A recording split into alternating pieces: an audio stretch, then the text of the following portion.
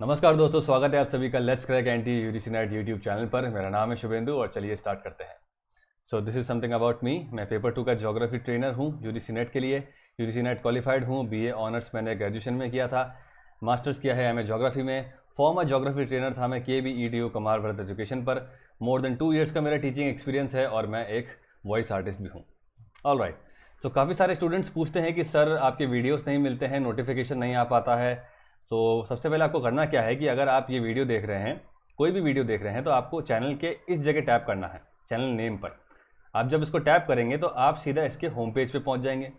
Home page पे आपको काफ़ी सारे टैब्स मिलेंगे, जैसे वीडियो का और प्लेलिस्ट का। तो आपको प्लेलिस्ट टैब पे जाना है। यहाँ पे टैप करेंगे जब आप, तो आप इसके इस चैनल के प्लेलिस्ट वाले पेज पे पहुँच जाएंगे। और यहाँ पर आपको सारे कोर्सेज जो भी ट्रेनर्स आपको पढ़ा रहे हैं उन सबके कोर्स एक स्ट्रक्चर्ड वे के अंदर दिख जाएंगे, लाइन बाय लाइन और डेट वाइज आपको दिख जाएंगे। तो आपको यहाँ पर मेरा कोर्स भी दिखेगा, geography by Shubhendu Mukherjee UGC NET. ठीक है, तो आपको करना क्या है, यहाँ टैप करना है। यहाँ टैप करने के बाद आप सीधा इस पेज पे पहुँचेंगे, उसके बाद प्लेलिस्ट पे टैप करना है, सीधा आप इस पेज पे आ जाएंगे और आपको यहाँ पर मेरा कोर्स दिख जाएगा।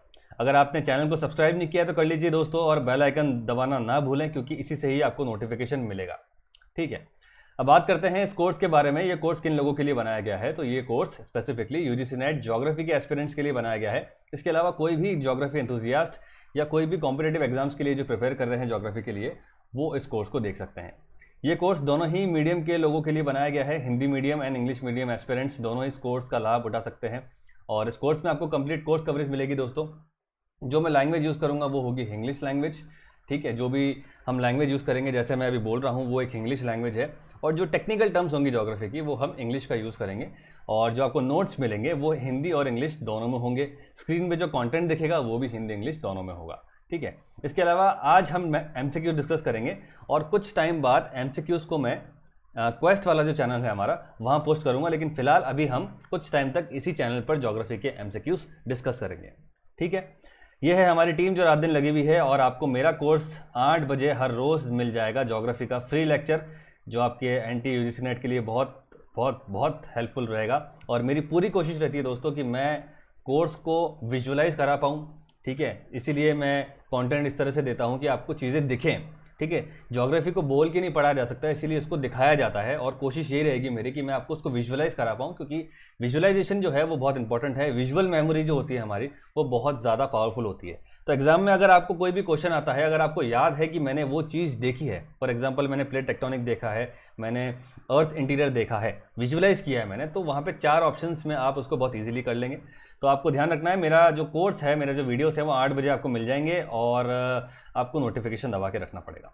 ठीक है, अब बात करते हैं अनअकैडमी के बारे में। अनअकैडमी जो है इंडिया का सबसे लार्जेस्ट ऑनलाइन लर्निंग प्लेटफॉर्म है, टॉप मोस्ट है। और अगर आप इससे जुड़ते हैं तो आपको क्या फ़ायदे मिलते हैं। सबसे पहले आपको डेली लाइव क्लासेस मिलती है दोस्तों, जिससे आप एक अपना मोमेंटम बना पाएंगे और आपका स्केड्यूल बन जाएगा, जिससे आप रोज़ लाइव क्वेरी पूछ सकते हैं, अपने डाउट्स जो क्वेरीज हैं वो क्लियर कर सकते हैं। इसके अलावा आपको यहाँ पे स्ट्रक्चर्ड कोर्स मिलते हैं।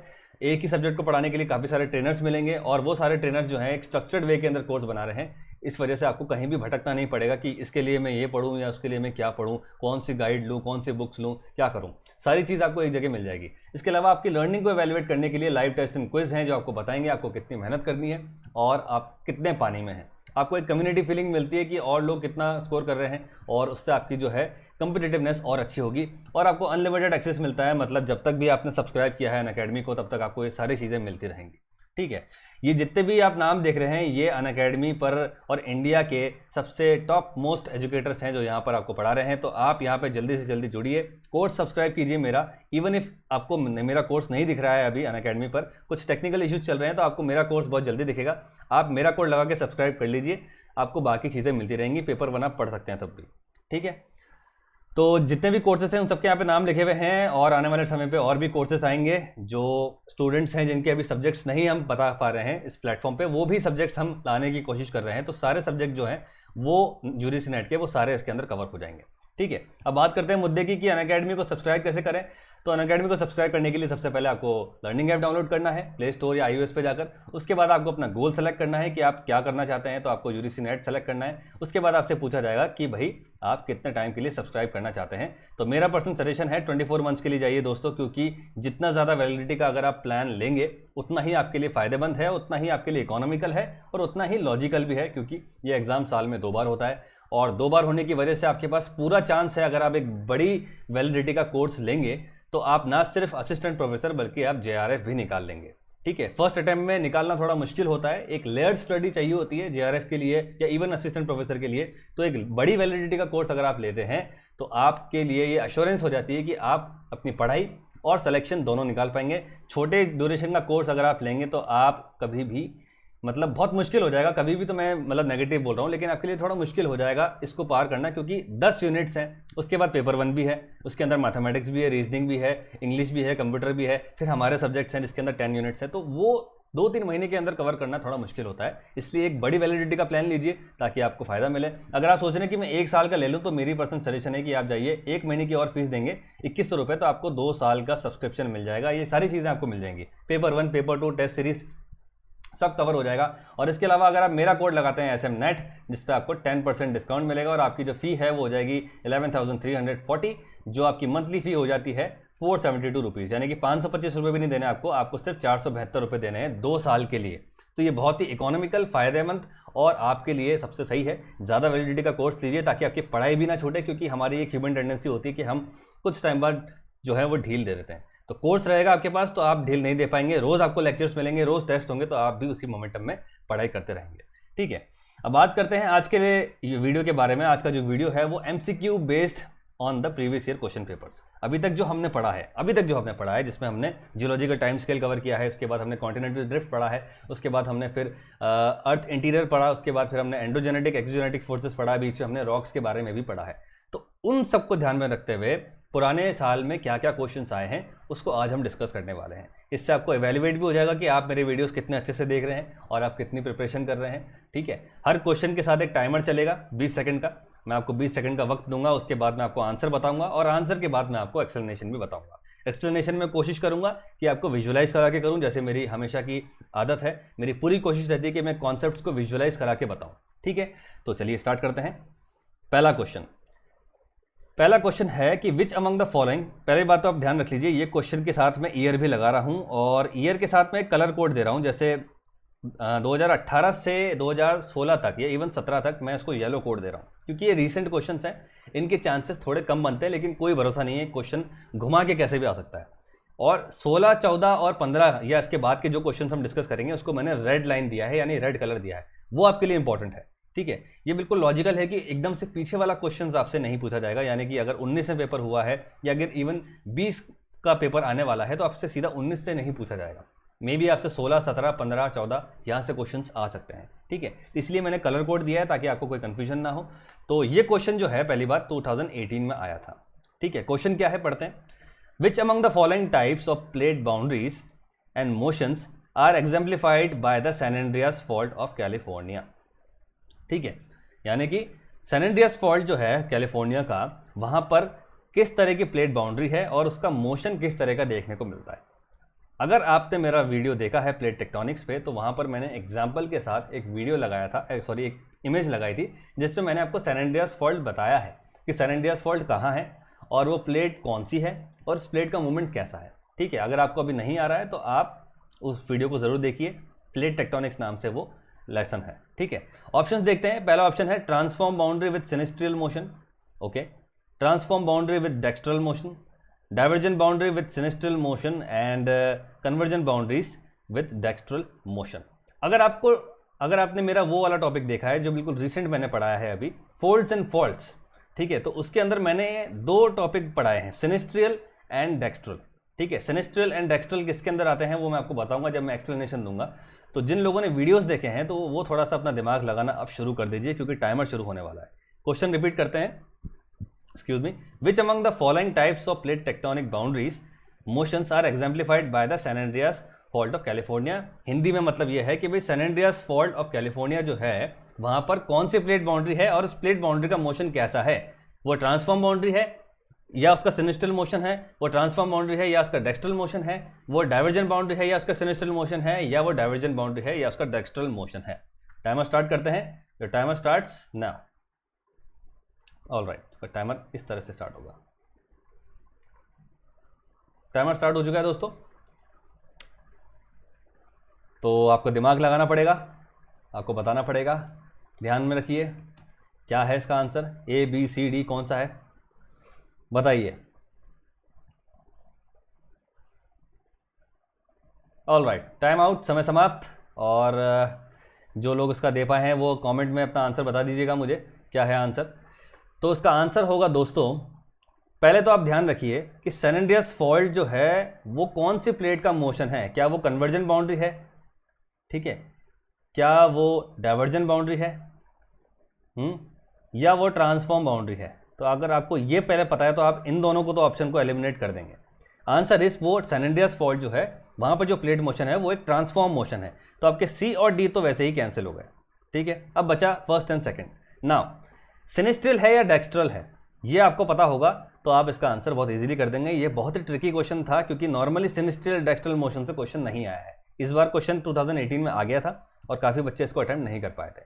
सिनिस्ट्रल और डेक्स्ट्रल मोशन में से इसका आंसर जो है दोस्तों वो है डेक्स्ट्रल। डेक्स्ट्रल क्यों है इसका मैं एक्सप्लेनेशन दूंगा नेक्स्ट स्लाइड के अंदर। तो इस क्वेश्चन का आंसर है transform boundary with dextral motion. Alright, ठीक है। अब चलते हैं एक्सप्लेनेशन की तरफ। जिन लोगों ने आंसर दे दिया है वो कमेंट कर सकते हैं और बता सकते हैं कि क्या आंसर है, ठीक है।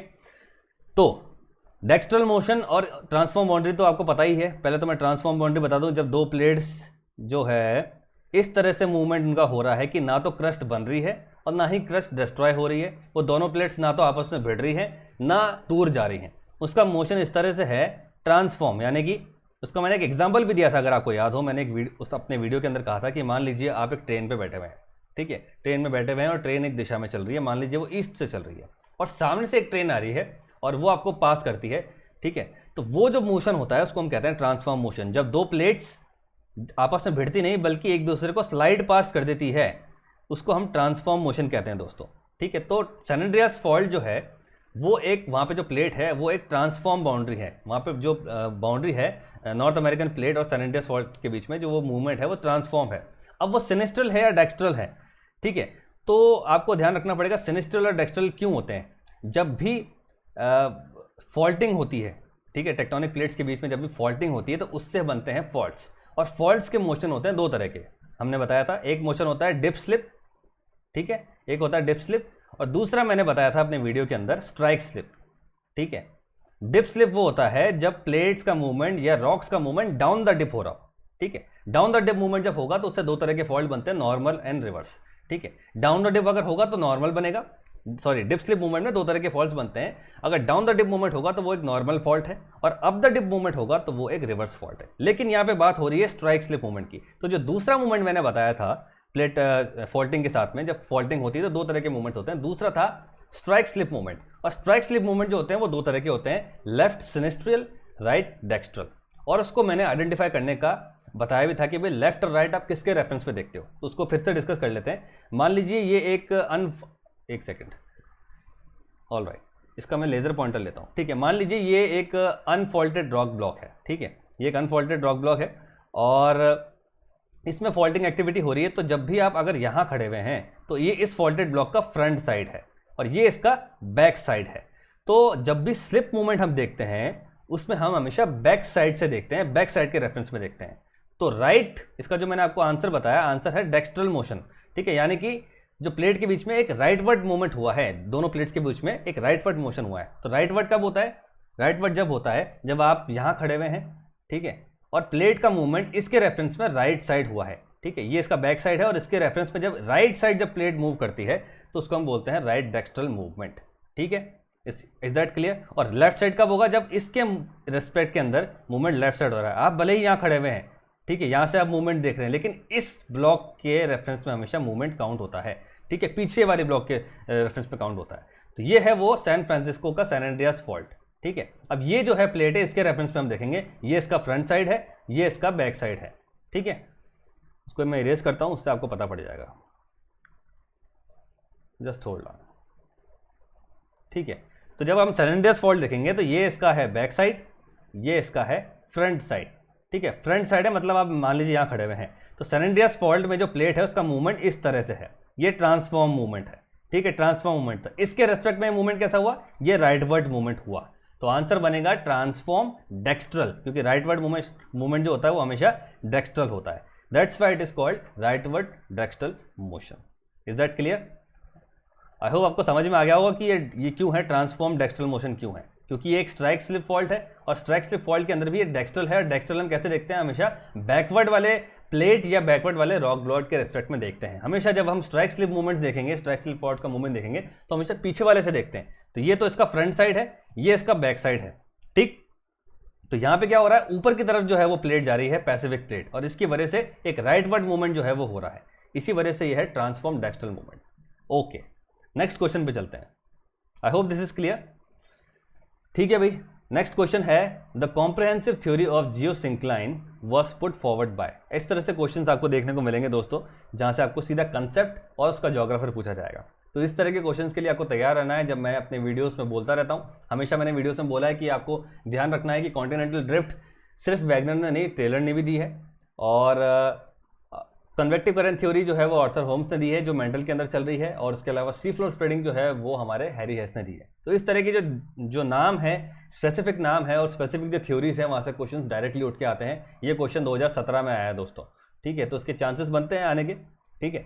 तो उसका आंसर के लिए मैं आपको दे रहा हूँ एक टाइमर, तो टाइमर स्टार्ट करते हैं। टाइमर स्टार्ट हो गया है, ठीक है। आपको 20 सेकेंड से आपको बताना है इनमें से क्या है, क्या वो हॉल एंड डाना है, क्या वो हॉग है, क्या वो जे स्टीयर्स है, और क्या वो इवेंट्स है। इनमें से कौन सा ऑप्शन है, ए बी सी डी, कौन सा आपको बताना है। अगर आपको पता है तो कमेंट्स में लिख दीजिए। ऑलराइट, समय समाप्त। तो कॉन्सेप्ट ऑफ जियोसिंक्लाइन, इसको मैंने अभी डिस्कस नहीं किया क्योंकि माउंटेन बिल्डिंग थ्योरी के अंदर आता है, पर फिर भी ये क्वेश्चन आपको याद रखना है क्योंकि हमने कॉन्टिनेंटल ड्रिफ्ट पढ़ लिया था, ठीक है। तो कॉन्सेप्ट ऑफ जियोसिंक्लाइन दिया है हॉल एंड डाना ने, उसके बाद इसको मॉडिफाइड किया है हॉग ने, और जे स्टेयर्स भी इसके साथ जुड़ गए थे, ठीक है। तो पहली बार कंसेप्ट ऑफ जियोसिंक्लाइन दिया है हॉल एंड डाना ने। तो काफ़ी बच्चे भी पूछेंगे कि सर जियोसिंक्लाइन क्या है, थोड़ा बहुत आप वो भी ब्रीफ कर दीजिए, तो मैं इसको यहाँ पे ब्रीफ करता हूँ। जियोसिंक्लाइंस का मतलब क्या है दोस्तों। जियोसिंक्लाइन दोस्तों, एक सेकेंड पेन ले लें, यस, जियोसिंक्लाइन जो है दोस्तों वो एक लॉन्ग नैरो और शैलो डिप्रेशंस हैं, वाटर डिप्रेशंस हैं, जो हमें नॉर्मली सी बेड्स पे देखने को मिलते हैं, जहां पर कंटिन्यूस सेडिमेंटेशन एंड सब्सिडेंस हो रहा है, ठीक है।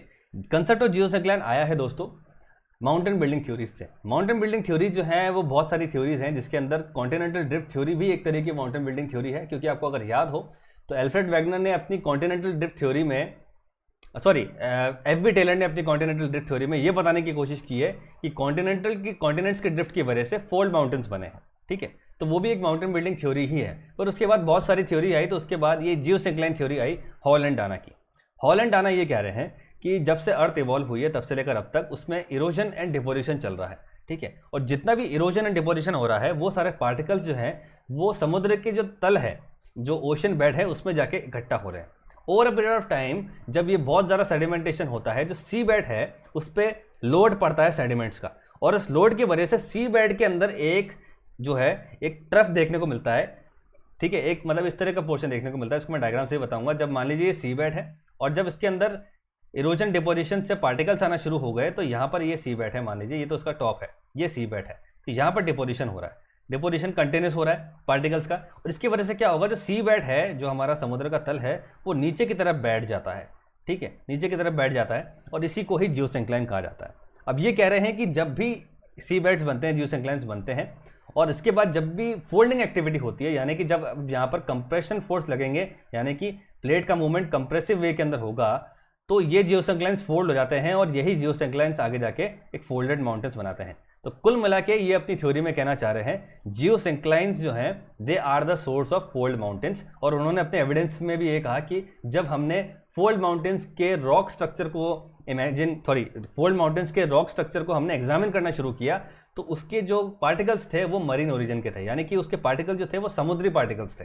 इससे ये प्रूव होता है कि फोल्ड माउंटेन्स बने हैं जियोसिंक्लाइंस से, ठीक है। तो ये जियोसिंक्लाइंस है। तो इसके साथ हम कुछ पॉइंट्स देख लेते हैं।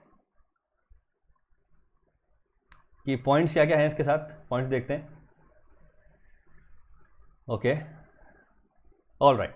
तो जियोसिंक्लाइन जो है they are long narrow shallow depressions, water depression characterized by the sedimentation and subsidence. जब कंटिन्यूस सेडिमेंटेशन होता है सी बेड पर तो सी बेड जो है वो नीचे की तरफ झुक जाता है और उस झुके हुए डिप्रेशन को हम कहते हैं जियोसिंक्लाइन। तो ये कंसेप्ट सबसे पहले हॉल एंड डाना ने दिया है, ठीक है, आंसर था इसका हॉल एंड डाना। इसको एलैबोरेट किया है हॉग है और स्टीयर्स ने, ठीक है, और इसके बाद स्टीयर्स ने इसको मार्क किया है while the theory of geosyncline due to the Haug the concept of idea belongs to the Hall and Dana. ये बात आपको ध्यान रखनी है, यहीं से क्वेश्चन आ सकता है, ठीक, तो आपको ध्यान रखना पड़ेगा। तो ये है इसका कंसेप्ट, इसको मैंने बहुत ब्रीफली बताया, इसको हम थोड़ा सा डिटेल में डिस्कस करेंगे जब हम माउंटेन बिल्डिंग थ्योरीज पढ़ेंगे। तो ये आप डायग्राम देखिए, इससे आपको क्लियर हो जाएगा। ये है देखिए हमारा सी बेड, ठीक है, सी बेड है, यहाँ से और यहाँ से कंटिन्यूस इरोजन हो रहा है, कंटिन्यूस इरोजन की वजह से छोटे छोटे छोटे पार्टिकल जो हैं वो यहाँ जाके इकट्ठा हो रहे हैं, ठीक है। जब ये पार्टिकल्स का भार बढ़ने लगा, देखिए अभी तो एक येलो लेयर जो है ये पार्टिकल्स की लेयर है, ठीक है, sediments accumulates on the sea bed.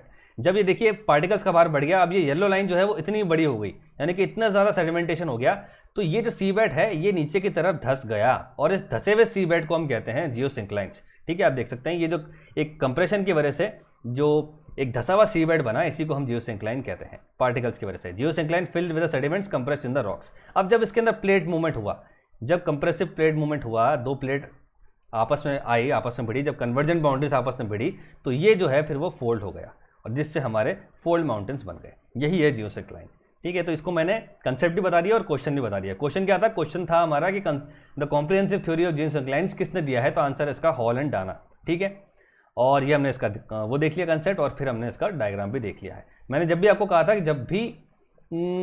जब भी हमारे कंप्रेसिव फोर्सेस साथ में लगेंगे तो क्या होता है उससे, ठीक है, जब भी प्लेट्स साथ में आ रही हैं या इवन कंप्रेसिव फोर्सेस जब साथ में लगते हैं तो हमेशा हमेशा दोस्तों फोल्डिंग एक्टिविटी होती है। और जब प्लेट दूर जा रही है एक दूसरे से, ठीक है, और यानी कि दो रॉक्स दूर जा रही हैं तो उससे बनते हैं हमारे फॉल्ट्स। ये बात आपको ध्यान रखनी है। ये हमने एंडोजेनेटिक एक्सोजेनेटिक फोर्सेस के अंदर पढ़ा था। एंडोजेनेटिक फोर्सेस के अंदर हमने दो तरह के मूवमेंट्स पढ़े थे। उसके अंदर एक मूवमेंट था हमारा ओरोजेनेटिक मूवमेंट और उसके अंदर टेंशनल एंड कंप्रेशनल फोर्सेस थे। तो कंप्रेशनल फोर्सेस से हमेशा बनते हैं फोल्ड माउंटेन्स, फोल्डेड स्ट्रक्चर देखने को मिलेगा, और टेंशनल फोर्सेस से बनते हैं हमारे फॉल्ट्स। ये बात आपको ध्यान रखनी है। फिर फॉल्ट्स हमने अलग अलग टाइप के पढ़े थे, ऑलराइट। इससे आपको कोई कंफ्यूजन नहीं होना चाहिए। ये जियोसिंक्लाइन्स हैं, जियोसिंक्लाइन्स जब सेडिमेंटेशन बढ़ जाता है उसकी वजह से ये सी बेड जो है वो धस जाता है और इस धसे हुए सी बेड को हम कहते हैं जियोसिंक्लाइन। उसके बाद जब इसी धसे हुए सी बेड पे जब कंप्रेसिव फोर्सेस लगते हैं तो ये एक फोल्ड माउंटेन बनाता है। और जब इस रॉक्स को, इन फोल्ड माउंटेन्स के रॉक्स को जब एग्जामिन किया गया तो हॉल एंड डाना कह रहे हैं कि ये मरीन ओरिजिन के हैं, क्योंकि ये जो है इनके सेडिमेंट जो है वो मरीन ओरिजिन के हैं। इससे ये प्रूव वो ये कर रहे हैं कि जो माउंटेन्स हैं वो जियोसिंक्लाइन से बने, यानी कि वो सेडिमेंटेशन से बने, ठीक है। अब चलते हैं नेक्स्ट क्वेश्चन की तरफ। नेक्स्ट क्वेश्चन नंबर 3, ठीक है। Which among the following mountains is form due to the convergence of one oceanic plate and one continental plate, ठीक है। ऑप्शन है आपके Urals, Alps, Andes and Appalachians. ये सारे माउंटेन्स मैंने आपको मैप पे भी दिखाए थे और मैंने आपको एग्जाम्पल से भी बताया था कि जब कॉन्टिनेंटल प्लेट भिड़ती है तो क्या होता है, ओशनिक प्लेट भिड़ती है तो क्या होता है, एक ओशनिक और एक कॉन्टिनेंटल प्लेट भिड़ती है तो क्या होता है। तो आपका टाइमर स्टार्ट होता है अभी, ठीक है। टाइमर स्टार्ट हो चुका है दोस्तों। तो आपको बताना है कि एक ओशनिक प्लेट और एक कॉन्टिनेंटल प्लेट में से इनमें से कौन से माउंटेन्स बन रहे हैं। मैंने आपको एग्जाम्पल भी दिया था, ठीक है। ए बी सी डी क्या उसका आंसर होगा आपको बताना है, ठीक है। अगर आपको आंसर पता है तो कमेंट कर दीजिए, बहुत मेहरबानी होगी आपकी, ठीक है। समय समाप्त। तो इसका आंसर है दोस्तों एंडीज, ठीक है। अब इसको हम कैसे देखेंगे, one oceanic plate and one continental plate. दिमाग लगाइए, वन ओशनिक प्लेट और one continental plate. Urals mountain कहाँ पर है, यूराल्स माउंटेन एक लैंडलॉक्ड एरिया के अंदर है, वहाँ पे दोनों तरफ जो है वो आपको कॉन्टिनेंटल प्लेन्स मिलेंगे। इवन एल्प्स भी एक लैंडलॉक्ड एरिया के अंदर है, एपेलेशंस जो है वो लैंडलॉक्ड एरिया के अंदर नहीं है। तो आंसर इसका बनता है दोस्तों एंडीज माउंटेन्स, और एंडीज माउंटेन जो है वो हमारे साउथ अमेरिका में है। और साउथ अमेरिका में दो प्लेट्स हैं जो कन्वर्ज करती हैं, एक है नास्का प्लेट और एक है साउथ अमेरिकन प्लेट। जब वो कन्वर्ज करती है तो उससे बनते हैं एंडीज। ये मैंने आपको मैप सहित बताया था, अगर आपको ध्यान हो तो आप इसको आराम से कर लेते, कोई दिक्कत नहीं आती। फिर भी इसका एक्सप्लेनेशन के लिए मैं आपको मैप दिखाता हूं और आपको उससे क्लियर हो जाएगा, ठीक है। ये है मैप हमारा, एंडीज माउंटेन्स कैसे बने हैं, ठीक है। ये है नास्का प्लेट, ठीक है, और ये है हमारी साउथ अमेरिकन प्लेट। जब ये दोनों प्लेट कन्वर्ज होती हैं, हमने अभी देखा कि जब प्लेट्स कन्वर्ज करती हैं या इवन जब कंप्रेशनल फोर्सेस लगते हैं, ठीक है, जब कंप्रेशनल फोर्सेस लगते हैं तो हमेशा फोल्डेड स्ट्रक्चर हमें देखने को मिलता है। जब टेंशनल फोर्सेस होते हैं तो हमें फॉल्टिंग एक्टिविटी देखने को मिलती है, यानी कि दो अर्थ के अंदर आपको दरार देखने को मिलेगी जब टेंशनल फोर्सेस लगते हैं। कंप्रेशनल फोर्सेस तो हमेशा फोल्डिंग एक्टिविटी होती है। तो यहाँ पर क्या हो रहा है, एक फोल्डिंग एक्टिविटी हो रही है क्योंकि एंडीज जो है एक फोल्डेड माउंटेन्स है, ठीक है। यहाँ पे आपसे पूछा गया था कि कौन सा माउंटेन, कई बार आपसे ये भी पूछा जा सकता है रिवर्स क्वेश्चन कि एंडीज माउंटेन्स जो हैं वो किन दो प्लेट्स के कन्वर्जेंस से बने हैं। ये एक बहुत ट्रिकी क्वेश्चन हो जाएगा, इवन ये क्वेश्चन आ सकता है, आपको प्लेट्स के नाम दे दिए जाएंगे जैसे North American plate, Juan de Fuca plate, ठीक है, यूरेशियन प्लेट, इंडियन प्लेट, ठीक है, अंटार्कटिका प्लेट और Indian Australia and New Zealand plate और Nazca and South American plate. तो क्वेश्चन घुमा के भी आ सकता है कि एंडीज माउंटेन्स किन दो प्लेट के कन्वर्जेंस से बने हैं, या क्वेश्चन सीधा भी पूछा जा सकता है कि भाई जो वन ओशनिक और वन कॉन्टिनेंटल प्लेट के कन्वर्जेंस में से इनमें से कौन से माउंटेन्स बन रहे हैं। तो आंसर आपका हो गया इसके अंदर एंडीज, ये बात आपको ध्यान रखनी है, एंडीज इज योर आंसर, ठीक है। ये हमने देख लिया दोनों का कन्वर्जेंस होता है तो इस तरह के माउंटेन्स देखने को मिलते हैं। ये मैप मैं बार बार लगा रहा हूँ और जितने भी एक्सप्लेनेशन होंगे इसमें मैं मैप और डायग्राम लगाऊंगा ताकि आपको विजुअलाइज हो दोस्तों, क्योंकि नॉर्मली अगर मैं बोल दूंगा कि नास्का प्लेट इस तरफ जाती है तो आपको विजुअलाइज नहीं हो पाएगा। इवन मैं साउथ अमेरिकन प्लेट भी बोल दूंगा तो आपको विजुअलाइज नहीं हो पाएगा। इवन मैं साउथ अमेरिका भी बोल दूंगा तो भी आपको विजुअलाइज नहीं हो पाएगा, क्योंकि आप ढूंढने लग जाएंगे कि साउथ अमेरिका कहाँ पर है, क्योंकि आपके दिमाग में शायद अभी फिलहाल वर्ल्ड मैप जो है वो फिक्स नहीं होगा। तो कुछ लोगों को दिक्कत आती है, इसी वजह से हम विजुअलाइजेशन करते हैं, ठीक है। नेक्स्ट क्वेश्चन पे चलते हैं, question number 4। Identify the correct statement pertaining to the mid oceanic ridge from the floor of Atlantic Ocean among the following. ये आया था 2016 के अंदर, इसको मैंने रेड मार्क किया है, इसके चांसेस बनते हैं आने के। ये कह रहा है इनमें से बताना है कि मिड ओशनिक रिजेस जो है वो अटलांटिक ओशन के तल से कितनी ऊपर तक आई हैं, कितने ऊपर तक वो आती है, ठीक है। 4 ऑप्शन हैं, 3 kilometre, 4 kilometre above, 5 kilometre above या 6 किलोमीटर अबव, ठीक है। मिड ओशनिक रिजेस, अगर आपको मिड ओशनिक रिजेस ही नहीं पता तो उसमें मैं कुछ नहीं कर सकता, क्योंकि मैंने उस पर एक लेक्चर बना रखा है प्लेट टेक्टोनिक्स के अंदर। तो मिड ओशनिक रिजेस जो है वो अटलांटिक ओशन से कितनी ऊपर हैं, ठीक है। टाइमर स्टार्ट करते हैं, your time starts now. Alright, आपको बताना है इनमें से क्या है, 3 किलोमीटर है, 4 किलोमीटर है, 5 किलोमीटर है या 6 किलोमीटर है, ठीक है। बताइए क्या हो सकता है, थोड़ा सा दिमाग लगाइए, मिल जाएगा आंसर। थोड़ा सा ट्रिकी है क्वेश्चन। समय समाप्त। तो देखिए 3 किलोमीटर तो बिल्कुल भी नहीं हो सकता, क्योंकि 3 किलोमीटर तो बहुत ज़्यादा ही कम हो गया। 5 किलोमीटर भी नहीं हो सकता, इन दोनों के बीच में कुछ हो सकता है और इसका आंसर है दोस्तों 5 किलोमीटर, ठीक है। क्योंकि जो मिड ओशनिक रिजेस की जो डेप्थ है वो अटलांटिक के जो सी बेड है उससे लेकर वो 5 किलोमीटर तक ऊपर है, ये बात आपको ध्यान रखनी है। ये इसका आंसर है 5 किलोमीटर, ठीक। अब चलते हैं नेक्स्ट क्वेश्चन पे, question number 5। In which of the following direction the Nazca plate is moving. ये आया था 2018 में, यानी कि नास्का प्लेट जो है वो कौन सी डायरेक्शन में मूव कर रही है, ये क्वेश्चन आ सकता है, ठीक है। Option number 1 east, west, south and the north. अभी हमने देखा ये क्वेश्चन, अभी हमने देखा है, एंडी जब हमने किया था तो अभी हमने देखा है, ठीक है। तो मैं टाइमर चलाता हूँ, आपको बताना है किस डायरेक्शन में नास्का प्लेट का मूवमेंट हो रहा है, ईस्ट, वेस्ट, नॉर्थ, साउथ, ठीक है। थोड़ा सा दिमाग लगाइए, फिर से आपको याद आ जाएगा। विजुअलाइज कीजिए नास्का प्लेट को, नास्का प्लेट किसके पास है, कौन से माउंटेन्स बन रहे हैं, कैसा कन्वर्जेंस हो रहा है, आपको भी याद आ जाएगा। जिसको आंसर पता है वो कमेंट सेक्शन में बता सकता है, ठीक है। समय समाप्त। तो उसका आंसर है दोस्तों east. East is the right answer.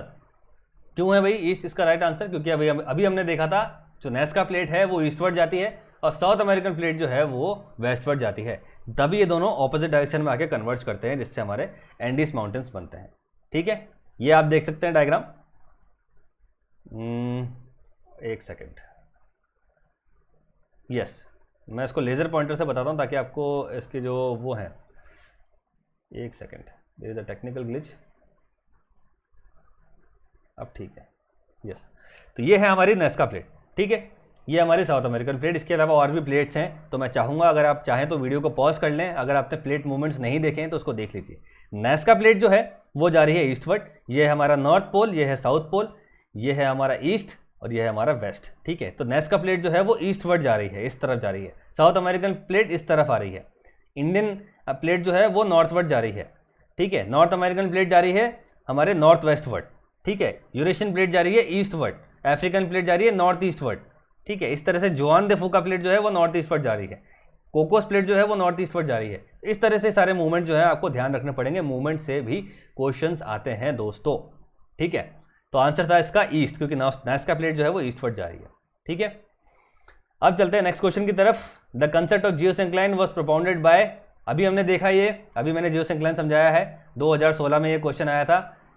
Option number A Holmes, B Hutton, C Hall and Dana, and D Powell, JW Powell. Powell का कुछ अलग है, ठीक है। तो इसका ऑप्शन क्या होगा दोस्तों? टाइमर चलाने की ज़रूरत मुझे लगता है नहीं होगी, क्योंकि अभी हमने ध्यान रखा है। तो इसका आंसर है हॉल एंड डाना, क्योंकि अभी अभी हमने देखा है। और जियोसिंक्लाइन मैंने आपको बताया है एक माउंटेन बिल्डिंग थ्योरी है, और ये दोनों ये कह रहे हैं कि जो फोल्डेड माउंटेन्स हैं वो उनका जो रॉक्स हैं वो मरीन ओरिजिन के हैं, क्योंकि जब फोल्डिंग एक्टिविटी होती है तो जियोसिंक्लाइन जो है वो फोल्ड हो जाते हैं, ठीक है। जियोसिंक्लाइन क्या है मैंने आपको बताया, लॉन्ग नैरो डिप्रेशंस हैं जिसके अंदर कंटिन्यूस सेडिमेंटेशन हो रहा है सी बेड्स पे। और जब कंटिन्यूस सेडिमेंटेशन होता है, कंटिन्यूस सेडिमेंटेशन जब होता है तो सी बेड्स पे एक कंप्रेशन पड़ता है, जिसकी वजह से वो एक नीचे की तरफ धंस जाते हैं, एक आर्क बना लेते हैं नीचे की तरफ, एक ट्रफ बना लेते हैं नीचे की तरफ, उसको हम कहते हैं जियोसिंक्लाइन, ठीक है। ये हमने डायग्राम देख लिया है। अब चलते हैं नेक्स्ट क्वेश्चन की तरफ। ऑलराइट, ठीक है। नेक्स्ट क्वेश्चन है हमारा, which among the following phenomena plays the vital role in the dispersion of the majestic dinosaurs. और ये जब मैंने, पहले तो मैं आपको उसका हिंदी ट्रांसलेशन कर देता हूँ, काफ़ी लोगों को नहीं समझ में आ रहा होगा कि क्या हुआ है। ये क्वेश्चन आया था 2018 में, ठीक है। ये कह रहा है इनमें से कौन से एक्टिविटी से जो हमारे डायनासोर्स थे उनका डिस्पर्जन हो गया, यानी कि उनका खात्मा हो गया, ठीक है। क्वेश्चन आपसे घुमा के और भी पूछा जा सकता है, जिसको मैं बाद में डिस्कस करूंगा। ये जो मैंने पॉइंट लिखा है, फिलहाल ये जो क्वेश्चन कह रहा है, ये कह रहा है निम्नलिखित में से कौन से ऑप्शन में जो है वो अप्रोप्रिएट है डिस्पर्जन ऑफ डायनासोर्स, ठीक है। आपका टाइमर शुरू करता हूं मैं। और ये जो मैंने टॉपिक है, जो मैंने अपने जियोलॉजिकल टाइम स्केल के अंदर पढ़ाया था, इफ़ यू रिमेंबर। तो टाइमर स्टार्ट करते हैं। टाइमर स्टार्ट हो चुका है। आपको बताना है कि क्या वो वॉल्केनिक इरप्शन है, क्या वो जोनल फॉल्टिंग है, क्या वो ग्लोबल कूलिंग है, क्या वो कॉन्टिनेंटल ड्रिफ्ट है। डायनासोर्स का खात्मा किस इवेंट में से हुआ है इन चार में से? Volcanic eruption, zonal faulting, global cooling या कॉन्टिनेंटल ड्रिफ्ट। जिसको आता है वो बता सकता है। और समय समाप्त, ठीक है। तो आंसर है इसका कॉन्टिनेंटल ड्रिफ्ट। कॉन्टिनेंटल ड्रिफ्ट हुआ जिसकी वजह से टेक्टोनिक एक्टिविटीज़ हुई, टेक्टोनिक एक्टिविटीज से हुए हैं वॉल्केनिक इरप्शंस और क्लाइमेट चेंज, जिसकी वजह से जो है हमारे डायनासोर्स का खात्मा हो गया, ठीक है। अब इससे क्वेश्चन घुमा के पूछा जा सकता है पीरियड से आपसे। जियोलॉजिकल पीरियड बताइए, किस टाइम पीरियड के अंदर, कौन से जियोलॉजिकल पीरियड के अंदर डायनासोर जो है वो खत्म हो गए थे। यहाँ से क्वेश्चन आ सकता है। ये क्वेश्चन मैंने बार बार डिस्कस किया था जब मैंने जियोलॉजिकल टाइम स्केल पढ़ाया था। तो आपको ध्यान रखना है कि डायनासोर्स का जो खात्मा था वो क्रिटेशियस पीरियड में हुआ था। ये बात आपको ध्यान रखनी है। क्रिटेशियस पीरियड जो है वो मीजोजोइक एरा के अंदर आता है। मीजोजोइक एरा के अंदर 3 पीरियड हैं, ट्रायसिक, जुरासिक एंड क्रिटेशियस, ठीक। ये है हमारा जो जियोलॉजिकल टाइम स्केल है। इसके अंदर ये मीजोजोइक एरा है, इसके अंदर 3 पीरियड आते हैं, ट्रायसिक, जुरासिक एंड क्रिटेशियस। और इस पीरियड के अंदर डायनासोर्स का खात्मा हो गया था। जुरासिक पीरियड के अंदर उन्होंने राज किया। जुरासिक इसीलिए नाम पड़ा है और इसीलिए वो पिक्चर आई थी जुरासिक पार्क, ठीक है। जियोलॉजिकल टाइम स्केल मैंने आपको बताया था, थोड़ा बहुत आपको अगर चाहें तो मैं रिवाइज करा सकता हूँ। जियोलॉजिकल टाइम स्केल बेसिकली एक टाइम स्केल है जो अर्थ की उत्पत्ति से लेकर अब तक का जो टाइम पीरियड है 4.5 बिलियन ईयर्स अगो, जो टाइम पीरियड है उसको हमने एक टाइम स्केल के अंदर बांट दिया है। और उस टाइम स्केल को बांटने के लिए हमने क्या किया है, उसको कुछ टाइम ब्रैकेट्स के अंदर बांट दिया है 4.5 बिलियन ईयर्स को। अब ये इतना बड़ा टाइम ब्रैकेट है तो हमें कुछ टाइम ब्रैकेट्स बनाने पड़े। और टाइम ब्रैकेट्स हमने कैसे बनाए थे? डब्बे के अंदर डब्बा, डब्बे के अंदर डब्बा, ठीक है। ये मैंने एनालॉजी दी थी अगर आपको ध्यान हो। तो सबसे बड़ा डब्बा जो है वो है हमारा ईयन, उसके बाद है एरा, फिर है पीरियड और देन है एपॉक, ठीक है। ईयन जो है वो हमारे 4 हैं, हेडियन, आर्कियन, प्रोटेरोजोइक और फिनेरोजोइक, ठीक है। और उसके बाद एरा जो है वो हमारे हैं प्रीकैम्ब्रियन, पैलेजोइक, मीजोजोइक और सीनोजोइक। हम जियोलॉजिकल टाइम स्केल को देखते हैं नीचे से ऊपर की तरफ, ठीक है, यानी कि जो सबसे ऊपर है वो सबसे न्यूएस्ट है, ठीक है। उसके बाद पैलेजोइक जो हमारा एरा है उसके अंदर कुछ पीरियड्स हैं जिसको मैंने आपको एक निमोनिक भी दिया था अगर आपको याद हो तो, ठीक है। कैम्ब्रियन मैंने कहा था प्रीपेड मैसेज सेंटर से, मैंने आपको कुछ याद कराने की कोशिश की थी अगर आपको याद हो। Prepaid message centre, camels often sit down perhaps their joints creak and put eggs on my plates honey, ये मैंने आपको कुछ निमोनिक बताए थे। अगर आपको ये याद करना है तो वो वीडियो जाके आप जरूर देख सकते हैं, जियोलॉजिकल टाइम स्केल, उसमें आपको सब कुछ क्लियर हो जाएगा। तो पहले जो एक एरा जो है हमारा, उसके अंदर कुछ पीरियड्स थे, कैम्ब्रियन, ओर्डोविशियन, सिल्वरियन, डेवोनियन, कार्बोनिफेरस जो पेंसिल्वेनियन और मिसिसिपियन के अंदर है, देन पर्मियन। उसके बाद मीसोजोइक एरा के अंदर हमारे कुछ पीरियड्स थे जैसे ट्रायसिक, जुरासिक और क्रिटेशियस। क्रिटेशियस पीरियड के अंदर डायनासोर का खात्मा हुआ है। उसके बाद जो रीसेंट एरा है हमारा वो है सीनोजोइक, जिसके अंदर दो पीरियड्स हैं, टर्शरी एंड क्वाटरनरी। टर्शरी जो है उसके अंदर कुछ एपॉक्स हैं, ठीक है। हम एपॉक्स सिर्फ रीसेंट एरा का पढ़ रहे हैं क्योंकि पीछे का एपॉक पढ़ने का कोई मतलब नहीं रहता है। तो टर्शरी के अंदर हमारे आते हैं पैलियोसिन, इकोसिन, ओलिगोसिन और उसके बाद मायोसिन और प्लायोसिन। उसके बाद क्वाटरनरी जो पीरियड है उसके अंदर जो हमारे एपॉक्स हैं वो है प्लिस्टोसिन और होलोसिन, ठीक है। प्लिस्टोसिन जो है वो हमारा आइस एज है, ये बात को ध्यान रखनी है। और होलोसिन के अंदर हमें मिल गया था मॉडर्न मैन, ये बात आपको ध्यान रखनी है। तो इस तरह से हमने जियोलॉजिकल टाइम स्केल पढ़ी थी।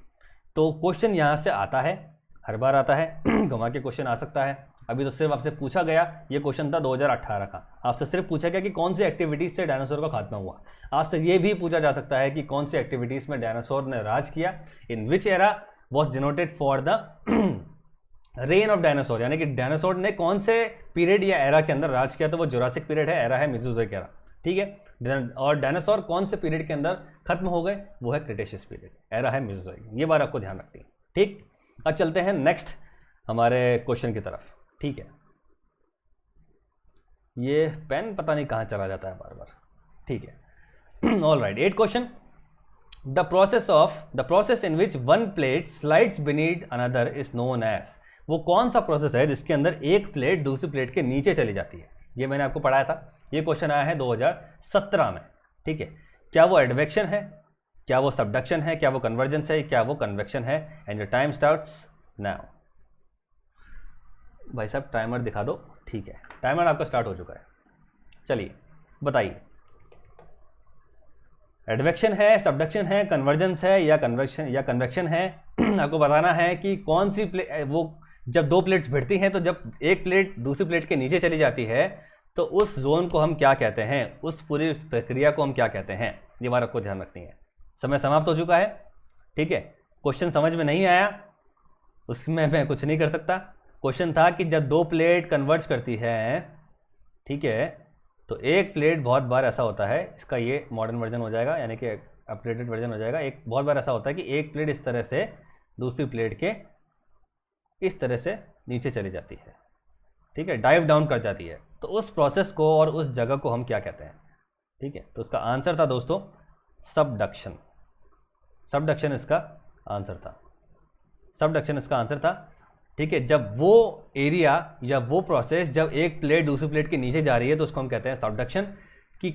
और इसके अंदर होता क्या है, जो प्लेट डेंस होती है, ठीक है, जो जिसका घनत्व ज़्यादा होता है वो नीचे की तरफ जाती है और जो लाइटर प्लेट है वो ऊपर की तरफ रहती है, ठीक है। डेंसर प्लेट हमेशा, ओशनिक प्लेट जो होती है वो हमेशा डेंस होती है और कॉन्टिनेंटल प्लेट जो है वो हमेशा लाइटर होती है, और इसी वजह से ओशनिक प्लेट हमेशा डाइव डाउन करती है। तो ये जो एरिया है हमारा, ये जो पर्टिकुलर एरिया है, इसको हम कहते हैं सबडक्शन जोन। इसको बेनियफ जोन भी कहा जाता है, ठीक है। ये पूरा जो प्रोसेस है इसको हम सबडक्शन कहते हैं। ना ही वो कन्वर्जेंस है, ना ही वो कन्वेक्शन है, ना ही वो एडवेक्शन है, ये है सबडक्शन, ठीक है। I hope this is clear.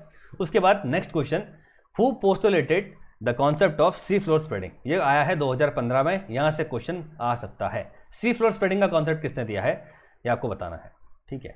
इससे पहले मैं आपको सबडक्शन जोन बता देता हूं ताकि आपको पता लग जाए। ये मैंने डायग्राम लगा रखा है भाई आप लोगों के लिए, ठीक है। तो ये एक प्लेट है, ये ओशनिक प्लेट है, ये है कॉन्टिनेंटल प्लेट, ठीक है। जब इन दोनों का कन्वर्जेंस होता है, जब दोनों आपस में भिड़ती हैं, तो ओशनिक प्लेट नीचे चली जाती है, ठीक है। नीचे जाने की वजह से क्या होता है कि यहाँ पर बनता है एक सबडक्शन जोन, ठीक है। इसी को हम कहते हैं सबडक्शन एक्टिविटी, ये बात आपको ध्यान रखनी है, ठीक है। तो दो प्लेट जब भिड़ती है, इसमें एक प्लेट नीचे की तरफ जा रही है, तो वो होता है सबडक्शन।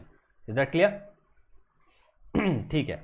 अब हम बात करते हैं नेक्स्ट क्वेश्चन के बारे में, who postulated the concept of C floor spreading, यानी कि सी फ्लोर स्प्रेडिंग का कॉन्सेप्ट किसने दिया किसने दिया है। थोड़ी सी आवाज़ बैठ गई है, ठीक। तो सी फ्लोर स्प्रेडिंग का कॉन्सेप्ट किसने दिया है दोस्तों, ये आपको बताना है। वो दिया है WJ मॉर्गन, TJ विल्सन, ली फिकॉन या हैरी हैस। ये बहुत बार हमने डिस्कस कर रखा है और टाइमर आपका स्टार्ट हो चुका है। आपको बताना है कि इनमें से किसने दिया है। 4 ऑप्शंस हैं। सी फ्लोर स्प्रेडिंग, पहले तो आपको ये कंसेप्ट पता होना चाहिए सी फ्लोर स्प्रेडिंग किससे जुड़ा हुआ है। सी फ्लोर स्प्रेडिंग कहीं कन्वेक्टिव करंट से तो नहीं जुड़ा हुआ, ये भी आपको ध्यान रखना है। और सी फ्लोर स्प्रेडिंग क्या प्लेट टेक्टोनिक के पहले आया है या बाद में आया ये भी आपको पता होना चाहिए, और ये किसने दिया है ये भी आपको पता होना चाहिए, सब पता होना चाहिए आपको, ठीक है। तो आंसर है इसका दोस्तों हैरी हेस। बहुत बार मैंने डिस्कस किया है ये, ठीक है, बहुत बार मैंने बताया है हैरी हेस मैंने बहुत बार नाम लिया है। हैरी हेस जो है इन्होंने ये सी फ्लोर स्प्रेडिंग का कॉन्सेप्ट दिया है। और सी फ्लोर स्प्रेडिंग क्या है, बेसिकली क्या होता है, हमारे मेंटल के नीचे, ठीक है, ये हमारा अर्थ क्रस्ट हो गया, ठीक है, ये हमारा मेंटल हो गया, हमारे मेंटल के नीचे एक कन्वेक्टिव करंट चल रही है, ठीक है, क्योंकि और वो कन्वेक्टिव करंट जो है वो हमारे अर्थ के रेडियो एक्टिव एलिमेंट्स और रेसिडुअल हीट, यानी कि जब अर्थ इवॉल्व हुई थी तब से लेकर अब तक अर्थ के इंटीरियर में कुछ हीट बाकी है और कुछ रेडियो एक्टिव एलिमेंट्स बाकी हैं, उनकी हीट से एक करंट चलती है, और जब वो करंट ऊपर की तरफ जाती है तो साथ में मैग्मा लेके जाती है, ठीक है। मिड ओशनिक रेजेस से ये मैग्मा बाहर आता है, जिसकी वजह से न्यू क्रस्ट बनती है इधर और इधर, और ओल्ड क्रस्ट जो है वो पीछे की तरफ धकेली जाती है। तो इस तरह से क्या हो रहा है कि जब भी वोल्केनिक एक्टिविटी हो रही है तो ओल्ड क्रस्ट खिसक रही है और वो खिसक के जाके ट्रेंचेस में जाके मिल जाती है।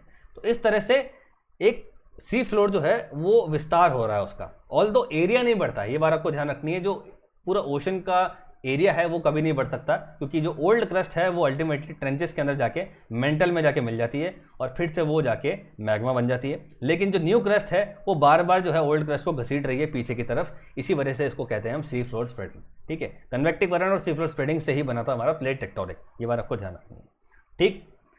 ऑल राइट, अब हम बात करते हैं नेक्स्ट क्वेश्चन के बारे में, क्वेश्चन नंबर 10, ठीक है। जिसको भी क्वेश्चंस के आंसर आ रहे हैं वो कमेंट में जरूर बताएं, मुझे पता पड़ेगा कि कितने बच्चे पढ़ रहे हैं कितने बच्चे नहीं पढ़ रहे हैं, ठीक है। ये है मैच द फॉलोइंग का, और इस तरह के क्वेश्चन आपको बहुत बार देखने को मिलेंगे। मैच द फॉलोइंग के क्वेश्चन आते हैं क्योंकि फायदा होता है एग्जामिनर का, एक ही क्वेश्चन में वो बहुत सारी चीजें डाल देते हैं। अब आप करते रहिए, उसको मैच करते रहिए, अपना टाइम बर्बाद करते रहिए। तो इस तरह के क्वेश्चन को सॉल्व करने के लिए दोस्तों एक ट्रिक है। पहली बात तो ट्रिक के बारे में बात करते हैं।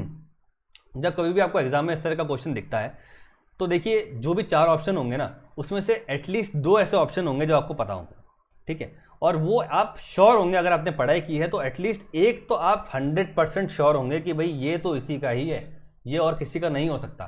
तो अगर आपको वो पता है तो आप पहले उसको पकड़ेंगे, ठीक है। बहुत बार क्या होता है, ये लोग क्वेश्चन में मेहनत कर लेते हैं लेकिन ऑप्शन में मेहनत नहीं कर पाते। तो बहुत बार ऑप्शन इतना ईजी होता है कि आपको देखना है बस वो एक ऑप्शन, ठीक है, और उसको आपके इसके सही आंसर से मिलाना है। अगर आपको ऑप्शन में दिख रहा है कि इसके अलावा कहीं किसी भी कोड के अंदर ये ऑप्शन नहीं है, तो उसी ऑप्शन की मदद से आप पूरा क्वेश्चन कर लेंगे। इससे आपका टाइम बचेगा और आपका दिमाग भी कम खपेगा, क्योंकि और भी क्वेश्चंस करने हैं, ठीक है। तो ये इसकी ट्रिक है, 1 या 2 ऑप्शन ऐसे होंगे जो 100% आपको आते होंगे अगर आपने पढ़ाई की है, उसको पकड़ना है और उसको पकड़ के फिर आपको करना है। एक दुविधा इसके अंदर ये आती है कि भाई उस तरह के फिर 2 ऑप्शन भी मिल जाते हैं कि भाई अगर मान लीजिए इस बी का फॉर एग्जाम्पल बी का 4 है फॉर एग्जाम्पल, ठीक है, एक्चुअल में है बी का मान लीजिए 4 है, तो ऑप्शन में अगर आपको 2 जगह दिख रहे हैं बी के 4 2 बार दिख रहे हैं, तो उससे थोड़ी सी दुविधा हो जाती है, लेकिन फिर भी आपने 2 ऑप्शन को एलिमिनेट कर दिया है, ठीक है। तो इस तरह के लिए आपको प्रिपेयर रहना है। मैच द फॉलोइंग में आप एक एक नहीं मिलाएंगे, इसका ये इसका ये इसका ये, पहले आप देखेंगे आपको क्या आता है। आपने अगर उसको देख लिया तो आप पहले उसको मिलाएंगे, उसके बाद बाकी चीज़ें करेंगे, ठीक है। तो क्वेश्चन पढ़ते हैं। क्वेश्चन है लिस्ट 1 लिस्ट 2। लिस्ट 1 में दे रखे हैं मिड ओशनिक रिजेस और यहाँ पे ओशन दे रखे हैं, यानी कि मोटा मोटा मिड ओशनिक रिजेस के नाम और उसके ओशन आपको मिलाने पड़ेंगे। कौन से ओशन के अंदर कौन सा मिड ओशनिक रिज है, उसका नाम क्या है, ठीक है। पहला ऑप्शन है Carlsberg ridge Pacific ocean, mid Atlantic ridge Antarctic ocean, east Pacific rise Indian ocean और एंटार्क्टिक रिज अटलांटिक ओशन। यहाँ पे इसके कोड दे रखे हैं, ठीक है। टाइमर स्टार्ट होने वाला है, टाइमर स्टार्ट होता है। अब आपको मैच द फॉलोइंग करना है। यहाँ पे आपको ऑप्शन दे रखे हैं A3 B4 C1 D2 A3 B1 C1 D4, इस तरह के ऑप्शन है। जो भी आपको लगता है अप्रोप्रिएट कमेंट में लिख दीजिए। कमेंट में आप लिख सकते हैं और मेरे को पता पड़ जाएगा कि पढ़ाई कर रहे हैं और अच्छी पढ़ाई कर रहे हैं, ठीक है।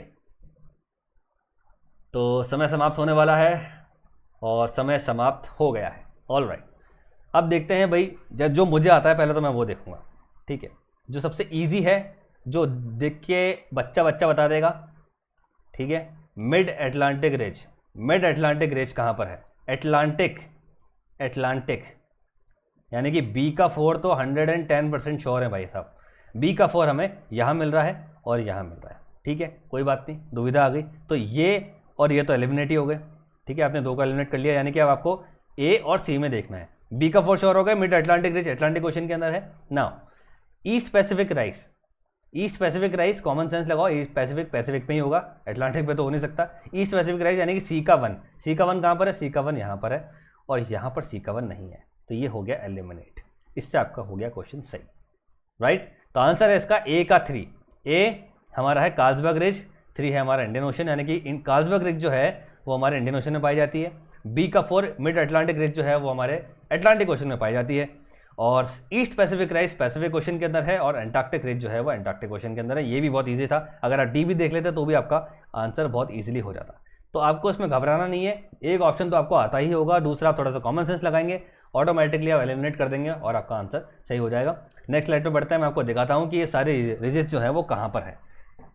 ये जो आप देख रहे हैं सेंट्रल इंडियन रिज, ठीक है, ये है मिड ओशनिक रिजेस जो इंडियन ओशन में है। इसी का एक ही एक पार्ट है, एक ब्रांच है जिसको हम कहते हैं कार्लसबर्ग रिज, ठीक है, ये बात आपको ध्यान रखनी है। तो कार्लसबर्ग रिज जो है वो सेंट्रल इंडियन रिज का एक ब्रांच है जो इंडियन ओशन में पाई जाती है। इसके अलावा मिड अटलांटिक रिज तो यहाँ पे आपको दिख ही रही है, अटलांटिक ओशन के अंदर है, ठीक है। ईस्ट पैसिफिक राइज आपको पैसिफिक ओशन में दिख ही रही है। उसके बाद पैसिफिक एंटार्क्टिक रिज जो है वो यहाँ पे आपको एंटार्क्टिका के अंदर दिख रही है, ठीक है। तो ये सारे आप डायग्राम देख सकते हैं। अटलांटिक रिज जो है वो यहाँ पर है, ईस्ट पैसिफिक राइज यहाँ पर है, चिली रिज जो यहाँ पर है, जुआन डे फूका रिज भी है यहाँ पर, साउथ वेस्ट इंडियन रिज भी है, साउथ ईस्ट इंडियन रिज भी है, और सेंट्रल इंडियन रिज भी है। सेंट्रल इंडियन रिज का पार्ट है कार्लसबर्ग रिज, ठीक है, ये बात आपको ध्यान रखनी है।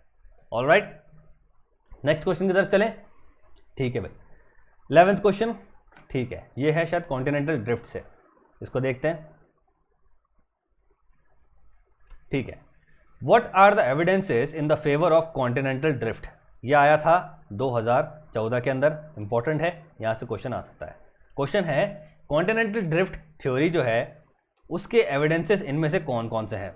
आपको ध्यान होगा कॉन्टिनेंटल ड्रिफ्ट थ्योरी जो एल्फ्रेड वैगनर ने दी थी, उसने कहा था कि भाई एक पैंजिया है, सुपर कॉन्टिनेंट है, और वो पैंजिया जो है उसके चारों तरफ एक बहुत बड़ा जो है वो सुपर ओशन है, मेगा ओशन है, इसको उसने पैंथेलासा कहा।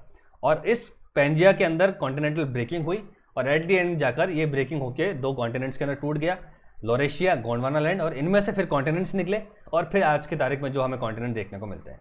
और उसने ये कहा कि जो पैंजिया है वो सच में एग्जिस्ट करता था, और उसके लिए उसने कुछ एविडेंसेस दिए, ठीक है। तो वो एविडेंसेस यहाँ पे लिखे हुए हैं और आपको आइडेंटिफाई करना है कौन से, ठीक है। तो पहला ऑप्शन है जिक्सो पजल, दूसरा है ट्रांस करंट फॉल्ट, तीसरा है fossils in the different areas, और चौथा है कन्वेक्शन इन द मेंटल। तो आपको बताना है इनमें से कौन सा है, 1 and 4 है, 2 and 4 है, 1 and 3 है, या 1 and 2 है, and your time starts now.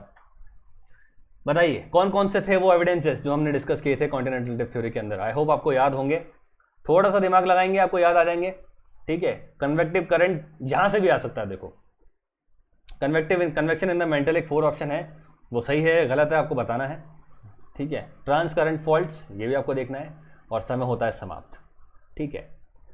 तो पहली बात तो ये ऑप्शन तो देखते ही आपको बोल देना चाहिए कि भाई साहब ये तो नहीं हो सकता, क्योंकि जब तक कॉन्टिनेंटल ड्रिफ्ट था तब तक कन्वेक्शन की कोई बात ही नहीं हो रही थी, ठीक है। तो कन्वेक्टिव करंट तो बहुत बाद में आई है, अर्थराउंड भाई साहब बहुत बाद में आया, तो ये तो वैसे ही गलत हो गया। अगर आपको क्रोनोलॉजी पता है, अगर आपको पता है कि भाई पहले एफ.बी. टेलर थे, उसके बाद वैगनर आए थे, उसके बाद कन्वेक्टिव करंट थ्योरी आई थी, तो ये ऑप्शन तो आपने ऐसे एलिमिनेट कर दिया। बाकी के ऑप्शन ये फॉल्ट्स कुछ भी नहीं था कॉन्टिनेंटल ड्रिफ्ट के अंदर, ट्रांस फॉल्ट्स के बारे में कोई बात नहीं कही, तो ये भी गलत। जिक्सो पजल था, जिक्सो पजल मतलब similarities in the coast line of South America and South Africa, वो इस तरह से फिट होते हैं जैसे मान लीजिए वो एक जिक्सो पजल है। और तीसरा था हमारा fossils in the different areas, हमने देखे थे ग्लोसोप्टेरिस फोनास, मेसोसॉरस के डिपॉजिट्स, और हमने कुछ फॉसिल डिपॉजिट्स देखे थे, ठीक है। उसको मैं डायग्राम में बताता हूँ। तो आंसर है इसका 1 and 3, मतलब 3 इसका आंसर हुआ, ठीक है। तो इस तरह से आपसे अप्लाइड क्वेश्चन भी पूछे जाएंगे, तैयार रहिए इसके लिए। 2014 में आया था, इस बार ये क्वेश्चन आ सकता है।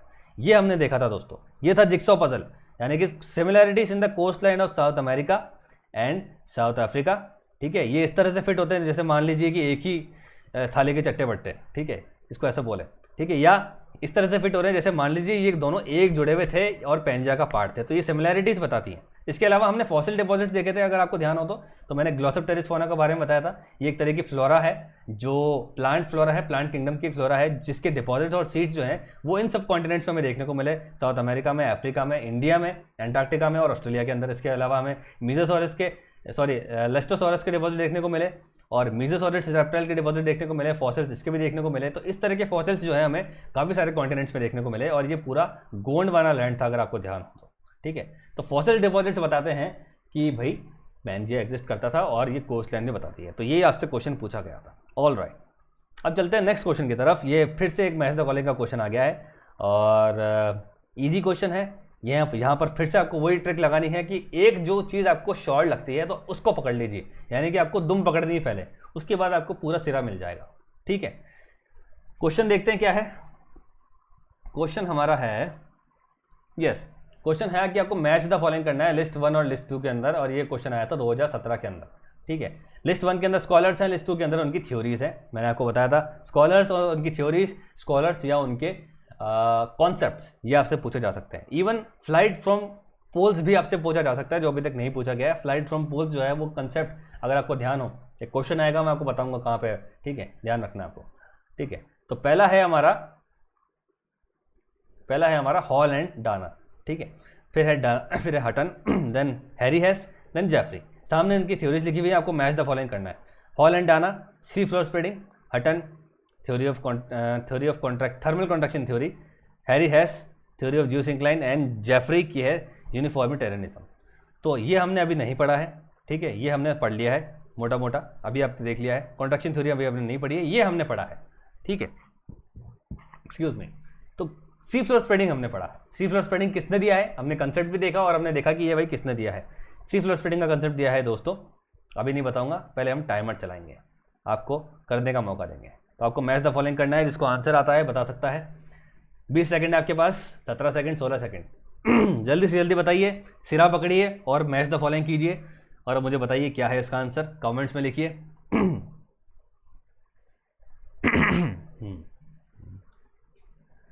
और बहुत जल्दी समय समाप्त हो गया है।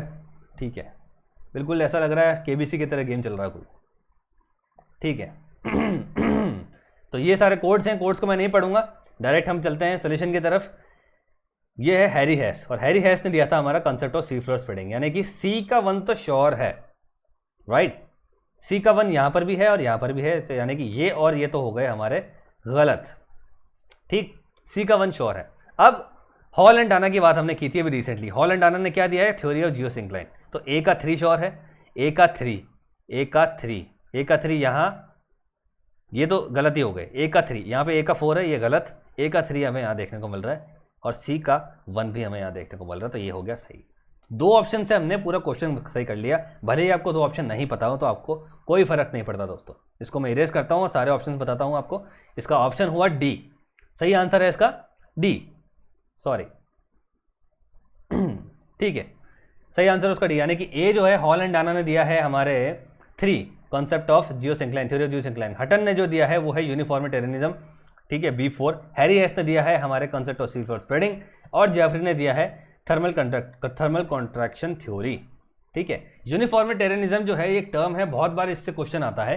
यूनिफॉर्मिटेरियनिज्म जो है वो दिया था हटन ने, और यूनिफॉर्मिटेरियनिज्म दोस्तों कहता है present is the key to the past. ठीक है, आज का समय जो है उसको हम पास्ट से देखकर इवेल्युएट कर सकते हैं। Present is the key to the past. अगर आपको पास्ट में जाना है तो आप प्रेजेंट के मदद से आप पहुंच सकते हैं। ये कहता है कि जो भी जियोलॉजिकल प्रोसेस आज हम देख रहे हैं, एंडोजेनेटिक फोर्सेस, एक्सोजेनेटिक फोर्सेस, जो भी आज हम देख रहे हैं, जिसकी वजह से जो भी एक्टिविटीज अर्थ पे हो रही हैं, ठीक है, वो सारी एक्टिविटीज जब से अर्थ इवॉल्व हुई तब से हो रही हैं, और उनकी जो इंटेंसिटी है वो उतनी की उतनी ही है, उसमें कोई भी बदलाव नहीं आया है, और इसी को कहा जाता है यूनिफॉर्मिटेरियनिज्म। ठीक है, ये बात आपको ध्यान रखनी। तो present is the key to the past जो दिया है वो दिया है हटन ने। ठीक है, present is the key to the past, ये दिया है हमने, हटन ने दिया है। हैरी हेस ने दिया है सी floor spreading, hall and Dana ने दिया है थ्योरी ऑफ ज्यूस इंक्लाइन, और जेफरी ने दिया है थर्मल कॉन्ट्रैक्शन थ्योरी। अब आपको ऐसे नहीं कि भाई मुझे तो आंसर मेरा सही हो गया और मुझे 2 ऑप्शन से ही याद हो गया तो मैं बाकी ऑप्शन नहीं देखूंगा, नहीं, आपको बाकी ऑप्शन देख के याद भी करना है। मे बी आपको ये पूरा थ्योरी पढ़ने की जरूरत ही ना पड़े, अगर आपको सिर्फ यही पता हो कि जेफरी ने दिया है थर्मल कॉन्ट्रैक्शन थ्योरी। आपको मे बी यूनिफॉर्मिटेरियनिज्म पढ़ने की पूरी जरूरत नहीं हो, अगर आपको ये पता हो कि ये जो कंसेप्ट है दिया है हमारे हटन ने। ठीक है, तो ये बात आपको ध्यान रखनी है दोस्तों, ये कंसेप्ट दिया है हटन ने, इससे आपका पूरा क्वेश्चन सही हो जाएगा। अब बढ़ते हैं नेक्स्ट क्वेश्चन की तरफ। नेक्स्ट क्वेश्चन है हमारा क्वेश्चन नंबर 13। ये आ गए असर्शन और रीजनिंग वाले क्वेश्चन, ये बहुत कंफ्यूज करते हैं, इसमें सब चीज़ सही लगती है। ठीक है, लेकिन आपको समझना है कि एक स्टेटमेंट है और दूसरा जो है उसका रीज़न है, कंक्लूजन में नहीं, उसका रीज़न है। तो जब भी आप स्टेटमेंट पढ़ेंगे उसके बाद आप लगाएंगे क्योंकि। मान लीजिए फलाना फलाना कोई एक स्टेटमेंट दे रखा है कि भाई राम श्याम का भाई है, स्टेटमेंट है, और कंक्लूजन में दे रखा है दोनों ब्लड रिलेटिव्स हैं। ठीक है, तो आपको उसके बीच में क्योंकि लगाना बहुत ज़रूरी है। अगर आप जैसे क्योंकि लगाएंगे दोनों के बीच में तो आपको ऑटोमेटिकली क्वेश्चन समझ में आ जाएगा, नहीं तो आप कंफ्यूज होते रहिए, आप कंफ्यूज होते रहेंगे, इसको नहीं कर पाएंगे। ठीक है, तो क्वेश्चन पढ़ते हैं कि पहला आदर्शन है वो है plate margins and volcanic zones are closely related with each other. ठीक है, यानी कि प्लेट मार्जिन जितने भी है, चाहे वो डाइवर्जेंट प्लेट बाउंड्रीज हो, चाहे वो कंस्ट्रक्टिव प्लेट मार्जिन्स हो और ट्रांसफॉर्म प्लेट बाउंड्रीज हो, they are closely associated with the volcanic zones. ठीक है, देखते हैं, क्योंकि most of the volcanic zones are located along the convergent plate boundaries. ठीक है, ये बात आपको ध्यान रखनी है। तो ये कह रहा है plate margins are the volcanic zones और वो सारे क्लोजली एसोसिएटेड हैं एक दूसरे से। प्लेट मार्जिन्स और वॉल्केनिक जोन्स क्लोजली एसोसिएटेड हैं क्योंकि most of the volcanic zones are located along the convergent plate boundaries. ये आपको बताना है। टाइमर शुरू हो चुका है, बताइए क्या होगा इसका answer. A B C D, A option है, ए और बी दोनों सही है, और ए आर जो है इसका सही एक्सप्लेनेशन है। बी ऑप्शन है, ए और बी दोनों सही है लेकिन आर जो है इसका करेक्ट एक्सप्लेनेशन नहीं है। सी ऑप्शन है A is true R is false, और डी ऑप्शन है A is false R is true. बताइए क्या होगा। ठीक है, समय समाप्त हो चुका है, अब इसके वक्त हो चुका है इसके सही आंसर बताने का। ठीक है, plate margins are closely associated with the volcanic zones, बिल्कुल सही है, क्योंकि जहां भी डाइवर्जेंस हो रहा है वहां भी वॉल्केनिक एक्टिविटीज होती है, और जहां कन्वर्जेंस हो रहा है वहां भी वॉल्केनिक एक्टिविटीज होती है। ये मैंने आपको बताया था। ठीक है, जब दो प्लेट एक दूसरे से दूर होती है तो वो होते हैं डाइवर्जेंट प्लेट बाउंड्रीज, और वहां पे नॉर्मली हमने देखा है मिड अटलांटिक रीजेस या मिड ओशनिक रीजेस जो होती हैं, दोनों तरफ जब प्लेट डाइवर्ज करती है तो यहाँ से वॉल्केनिक एक्टिविटीज होती है। और जब एक प्लेट दूसरी प्लेट से टकराती भी है अगर दोस्तों, तब भी वॉल्केनिक एक्टिविटीज होती है, और वो वॉल्केनिक एक्टिविटी काफ़ी एक्सप्लोजिव होती है। जब ये प्लेट मान लीजिए दूसरी प्लेट से टकराती है, और यहाँ पर एक ओशनिक प्लेट है, ये एक कॉन्टिनेंटल प्लेट है, जब ये दोनों टकराती है तब भी वॉल्केनिक एक्टिविटी होगी, और ये वॉल्केनिक एक्टिविटी जो होगी वो एक्सप्लोजिव होगी। इसी वजह से आंसर जो हो गया आपका वो हो गया बी। ठीक है, सॉरी ए हो गया इसका answer, I am sorry. Both A R are true and R is the correct explanation of A. ये बात आपको ध्यान रखनी है। ठीक है, प्लेट मार्जिन्स और वॉल्केनिक जोन्स क्लोजली एसोसिएटेड हैं क्योंकि वॉल्केनिक जोन जो है नॉर्मली हमेशा हमें आपको कन्वर्जेंट प्लेट बाउंड्रीज पे देखने को मिलेंगे और डाइवर्जेंट प्लेट बाउंड्रीज पे भी देखने को मिलेंगे। तो ये इसका आंसर हो गया ए। ये बात आपको ध्यान रखनी है। ठीक है, बढ़ते हैं नेक्स्ट क्वेश्चन की तरफ, क्वेश्चन नंबर 14। ठीक है, क्वेश्चन नंबर 14 है, ये आया था 2016 के अंदर, इसके चांस बनते हैं वापस से आने के। ये क्वेश्चन कहता है, वही क्वेश्चन है आदर्शन एंड रीजन का। ठीक है, ये कहता है कि भाई islands along the mid Atlantic ridge are highly prone to the volcanic activity. ठीक है भाई, और इसका रीजन है क्योंकि sea floor spreading is the main cause of earthquakes in the Atlantic ocean. यहाँ थोड़ी सी गड़बड़ लगती है, तो आपको बताना है क्या गड़बड़ है। शायद मैंने यहाँ पे टाइमर नहीं लगाया है, तो ये मेरी गलती है, तो कोई बात नहीं, आप अज्यूम कर लीजिए कि आपको 20 सेकंड का टाइम मिलेगा जब से मैं बोलूँगा अब। ठीक है, तो पहले क्वेश्चन समझते हैं। क्वेश्चन है जो island along the mid Atlantic ridges हैं, जो भी आइलैंड मिड अटलांटिक रिजेस पे मौजूद हैं, मिड अटलांटिक रिजेस जो हमारे अटलांटिक ओशन पे हमें देखने को मिलता है, वो एक एस शेप जो अटलांटिक ओशन है वहाँ पर मिड अटलांटिक रिजेस है, जहाँ पे कंटिन्यूस अपवेलिंग ऑफ लावा हो रहा है और सी फ्लोर स्प्रेडिंग हो रही है, आप जानते हैं। तो वहाँ पर जो भी आइलैंड्स हैं वहाँ पर कंटिन्यूसली वॉल्केनिक एक्टिविटीज हो रही है, वो ये कह रहा है। ठीक है, क्योंकि जो सी फ्लोर स्प्रेडिंग है is the main cause of earthquakes in the Atlantic ocean. अब देखिए दोस्तों, जब भी सी फ्लोर स्प्रेडिंग होती है, ठीक है, वहाँ पे हो क्या रहा है, बेसिकली कन्वेक्टिव करंट चल रही है, उसकी वजह से मैग्मा ऊपर की तरफ आ रहा है, और कन्वेक्टिव करंट की वजह से आपको एक प्लेट का डाइवर्जेंस मूवमेंट भी देखने को मिलता है। इसको मैं पेन से बताता हूँ कि देखिए, आजा भाई, आ गया। ठीक है, ये हमारे मान लीजिए मिड अटलांटिक रिज है। ठीक है, ये हमारी प्लेट बाउंड्रीज हो गई, यहाँ से डाइवर्जेंस हो रहा है। ठीक है, और यहाँ से कंटिन्यूस अपवेलिंग ऑफ लावा हो रही है, यहाँ पे कन्वेक्टिव करंट भी चल रही है, गोल गोल सर्कुलर चल रही है। और हमने देखा था कन्वेक्टिव करंट जब over a period of time ज़्यादा समय तक हमें जब देखने को मिलती है, तो ये एक फोर्स बन जाती है कॉन्टिनेंट्स प्लेट्स के मूवमेंट का। ठीक है, कन्वेक्टिव करंट चल रही है, इसलिए यहाँ पे डाइवर्जेंस हो रहा है, और डाइवर्जेंस की वजह से वॉल्केनिक एक्टिविटी हो रही है। ये सारी चीज़ें जो है साइड बाय साइड चल रही है। ठीक है, कन्वेक्टिव करंट हो रही है, कन्वेक्टिव करंट्स ऊपर की तरफ जा रही है।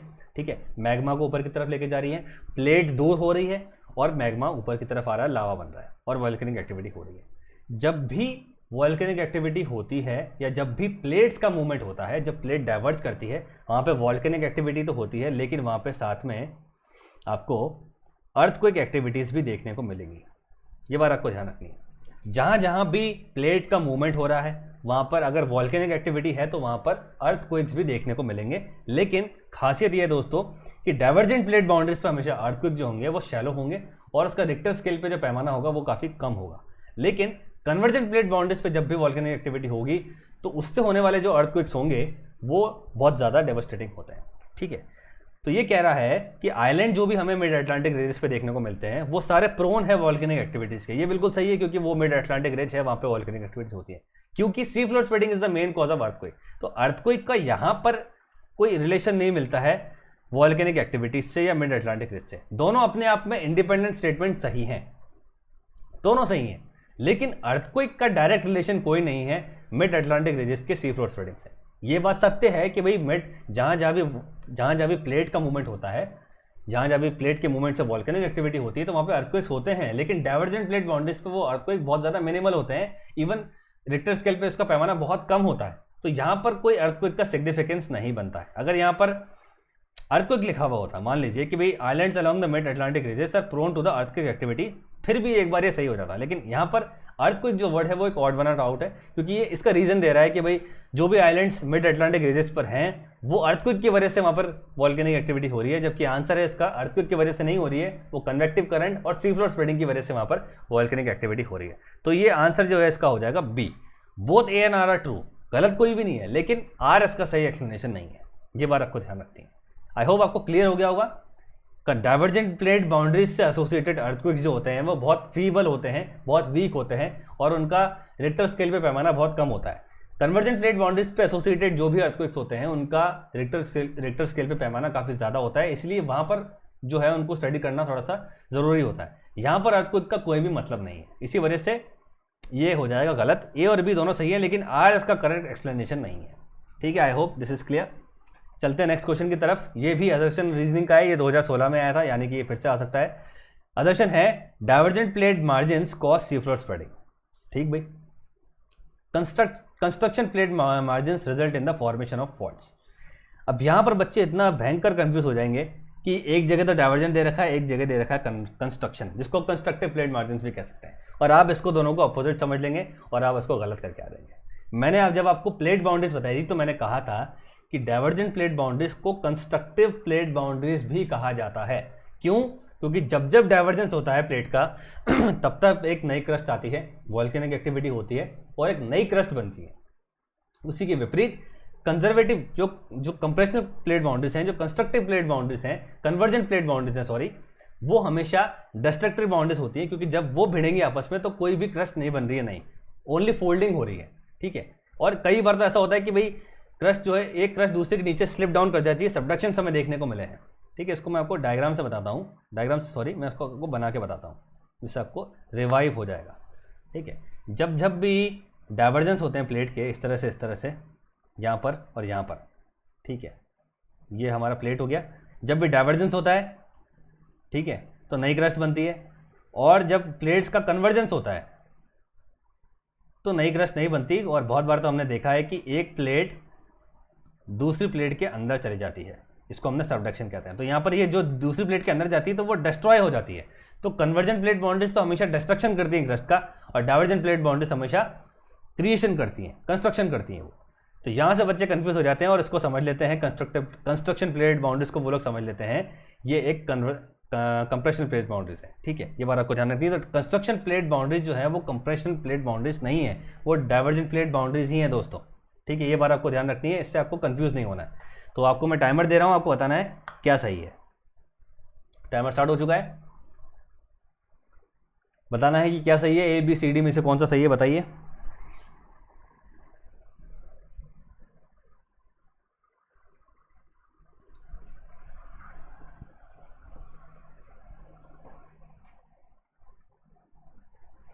समय समाप्त।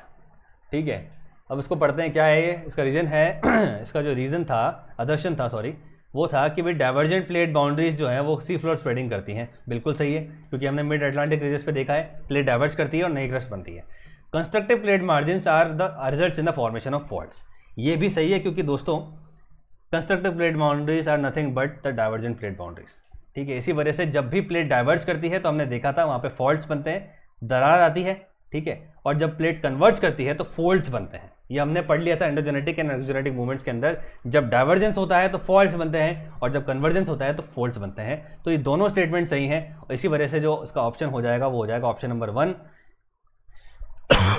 Both A and R are true and R is the correct explanation of A.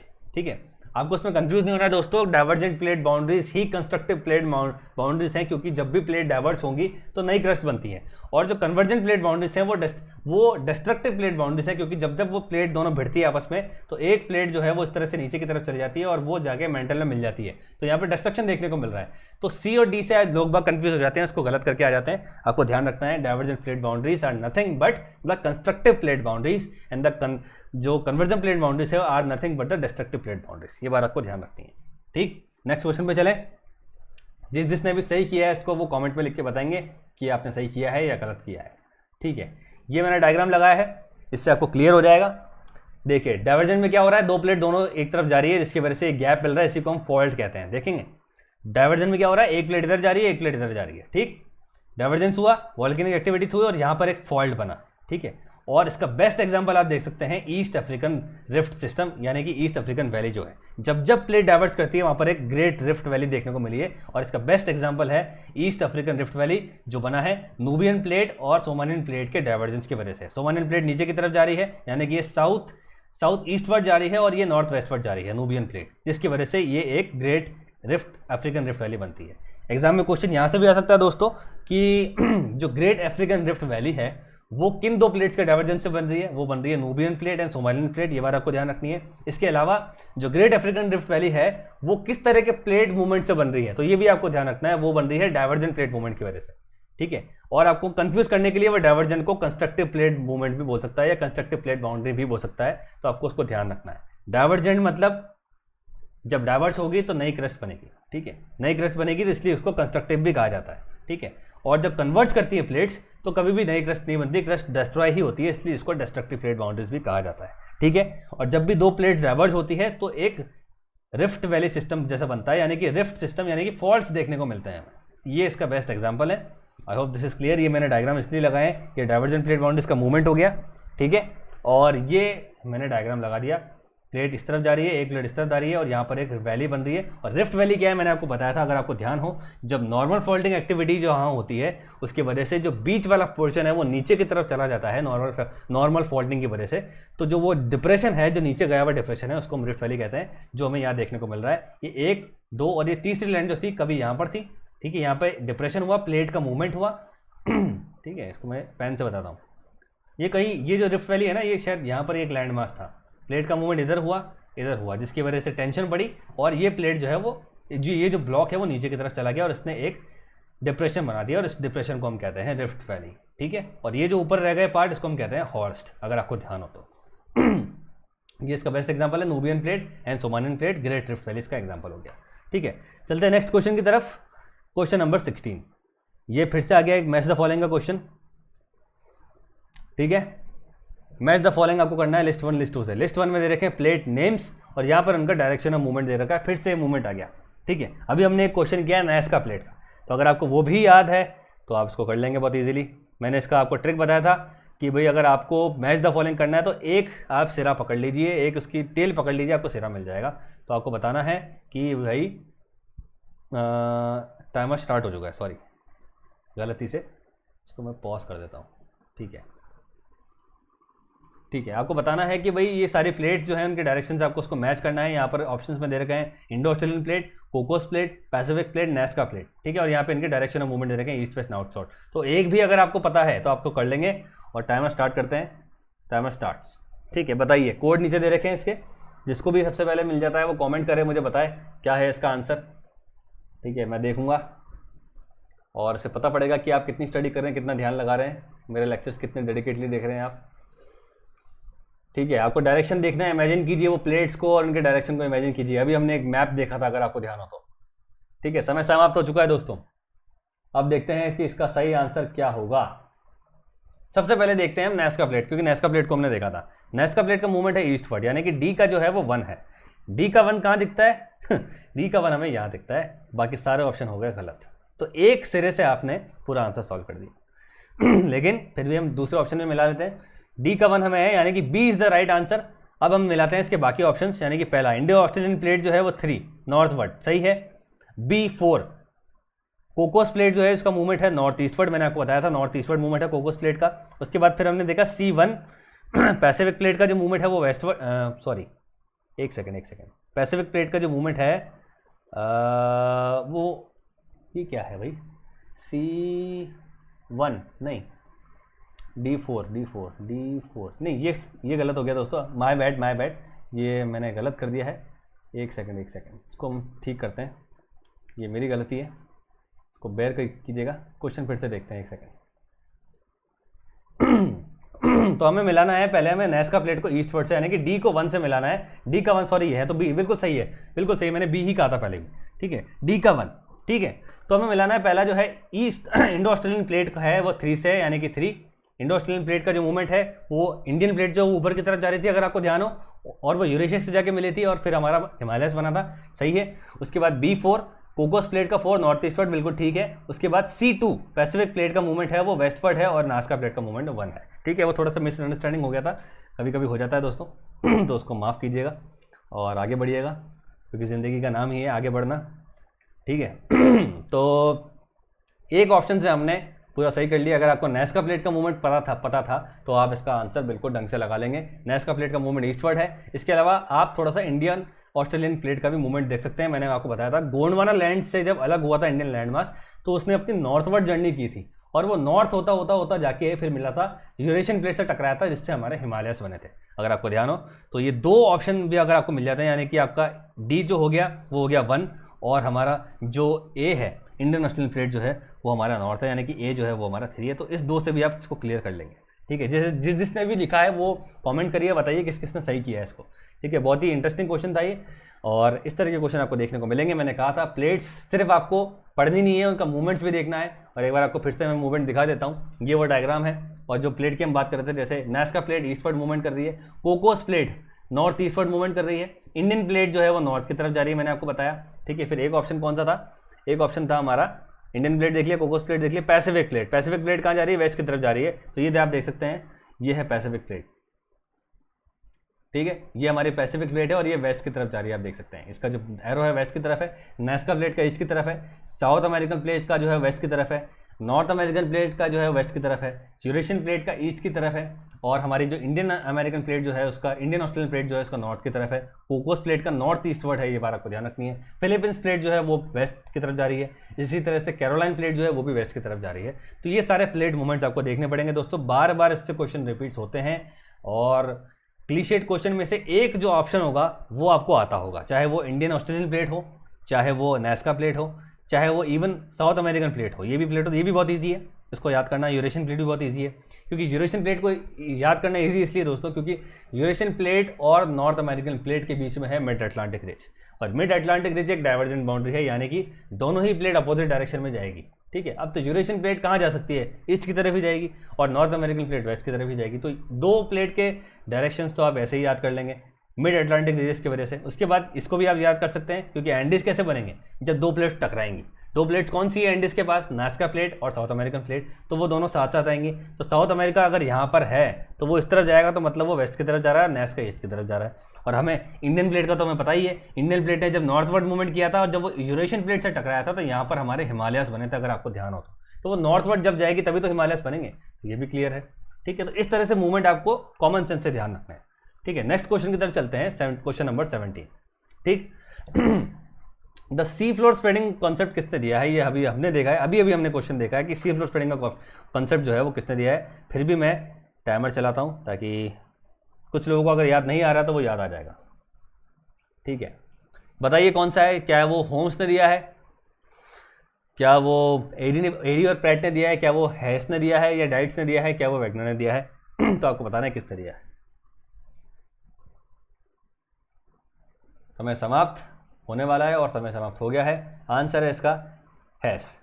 Harry हैस नहीं लिखा हुआ है, लेकिन यहाँ पे हैस लिखा हुआ है, तब भी आपका आंसर सही हो जाएगा, ये बात आपको ध्यान रखनी है। तो Hess is the right answer, answer C is correct, बाकी सारे गलत हैं, ठीक है। अब question number 18, the upper part of mantle on which the crust of the earth floats is known as. 2018 में आया था ये क्वेश्चन। यानी कि मेंटल का वो पार्ट जिसके ऊपर हमारी क्रस्ट फ्लोट कर रही है। अगर आपको नहीं याद आ रहा है तो ये तो आप ध्यान रख ही सकते हैं कि भाई फ्लोट एक ऐसी जगह पे करेगी जो सॉलिड नहीं होगा। तो हमारे अर्थ के इंटीरियर में कौन सा ऐसा स्टेट है जो क्रस्ट के नीचे है और जो सॉलिड नहीं है? क्रस्ट के नीचे वो कौन सा पार्ट है? ये मान लीजिए हमारा अर्थ इंटीरियर है, ये हमारी क्रस्ट है, तो इसके नीचे कुछ ऐसी चीज़ तो होगी जो सॉलिड स्टेट के अंदर नहीं है। दिमाग लगाइए तो ध्यान आ जाएगा आपको, वो है हमारा एस्थेनोस्फेयर। एस्थेनोस्फेयर मैंने आपको बताया था वो 100 से 400 किलोमीटर की रेंज में हमें पाया जाता है, और ये एक स्रोत है हमारे मैग्मा का। कन्वेक्टिव करंट यहीं चलती है और यहीं से सारा मैग्मा जो है ऊपर की तरफ जाता है। सारी टेक्टोनिक प्लेट जो है वो इसी के ऊपर जो है फ्लोट कर रही है। हमने बताया था sial is floating on sima without any resistance. इसी वजह से, क्योंकि ये सेमी सॉलिड स्टेट के अंदर है, इसी वजह से हमारी जो टेक्टोनिक प्लेट्स हैं उनका मूवमेंट हो पाता है। अगर ये बिल्कुल सॉलिड स्टेट के अंदर होता तो शायद हमारी टेक्टोनिक प्लेट्स मूव नहीं कर पाती। ठीक है, उसके बाद ये मैंने आपको अर्थ इंटीरियर के अंदर क्रोनोलॉजिकली बताया था कि पहले क्या आता है फिर क्या आता है। तो पहले आता है हमारा लिथोस्फीयर। लिथोस्फीयर बनता है हमारा एंटायर क्रस्ट और अपर मेंटल से बना के। उसके बाद आता है एस्थेनोस्फीयर, ठीक है, फिर आता है मेसोस्फीयर और एट द एंड आता है हमारा ब्रायोस्फीयर। ये मैंने आपको बताया था। ठीक है, डायग्राम देख सकते हैं आप। एस्थेनोस्फीयर ये रहा, एंटायर क्रस्ट और अपर मेंटल बना के बनाते हैं हमारे लिथोस्फीयर। देन आता है हमारा एस्थेनोस्फीयर, देन आता है हमारा मेसोस्फीयर, और जो आउटर कोर है हमारा उसको हम कहते हैं ब्रायोस्फीयर। ये आपको क्लियर होना चाहिए। एस्थेनोस्फीयर जो है वो है सोर्स ऑफ मैग्मा, और इसी के ऊपर हमारी क्रस्ट फ्लोट करती है, और सारी जो प्लेट्स हैं हमारे दोस्तों वो इसी के ऊपर फ्लोट कर रही हैं। जो हमारी 7 प्लेट्स हैं एंड 15 माइनर प्लेट्स हैं वो इसी के ऊपर फ्लोट कर रही हैं। Asthenosphere is very very important. यहीं पर कन्वेक्टिव करंट थ्योरी भी हमने पढ़ी थी। ठीक, अब चलते हैं नेक्स्ट क्वेश्चन की तरफ। Question number 19। क्वेश्चन नंबर 19, ठीक है, ये 2017 में आया है और ये आदर्शन और रीजनिंग से फिर से आ गया। ठीक है, Hawaii island is a region of volcanic activity. ठीक है, convergent plate margins are the site of volcanic eruptions. यानी कि क्योंकि लगाते हैं इसके बीच में, Hawaii island is a region of volcanic activity क्योंकि convergent plate margins are the site of volcanic eruptions. आपको बताना है ये सही है या गलत है। टाइमर लगा देता हूं मैं, बताइए क्या है।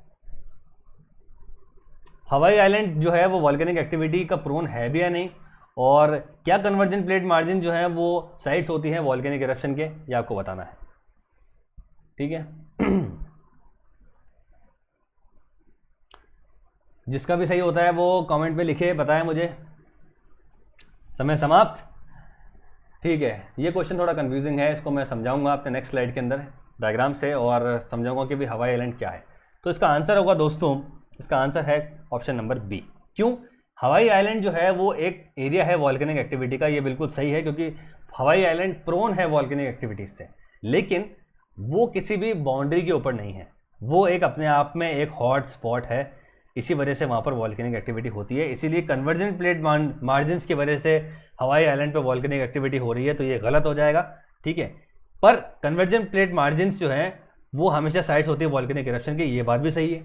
तो इसका ऑप्शन होगा कि भी both A and R are true, लेकिन आर जो है ए का करेक्ट एक्सप्लेनेशन नहीं है। कन्वर्जेंट प्लेट मार्जिन्स पे वॉल्केनिक एक्टिविटीज होती हैं और एक्सप्लोसिव वॉल्केनिक एक्टिविटीज होती है, मैंने आपको बताया था।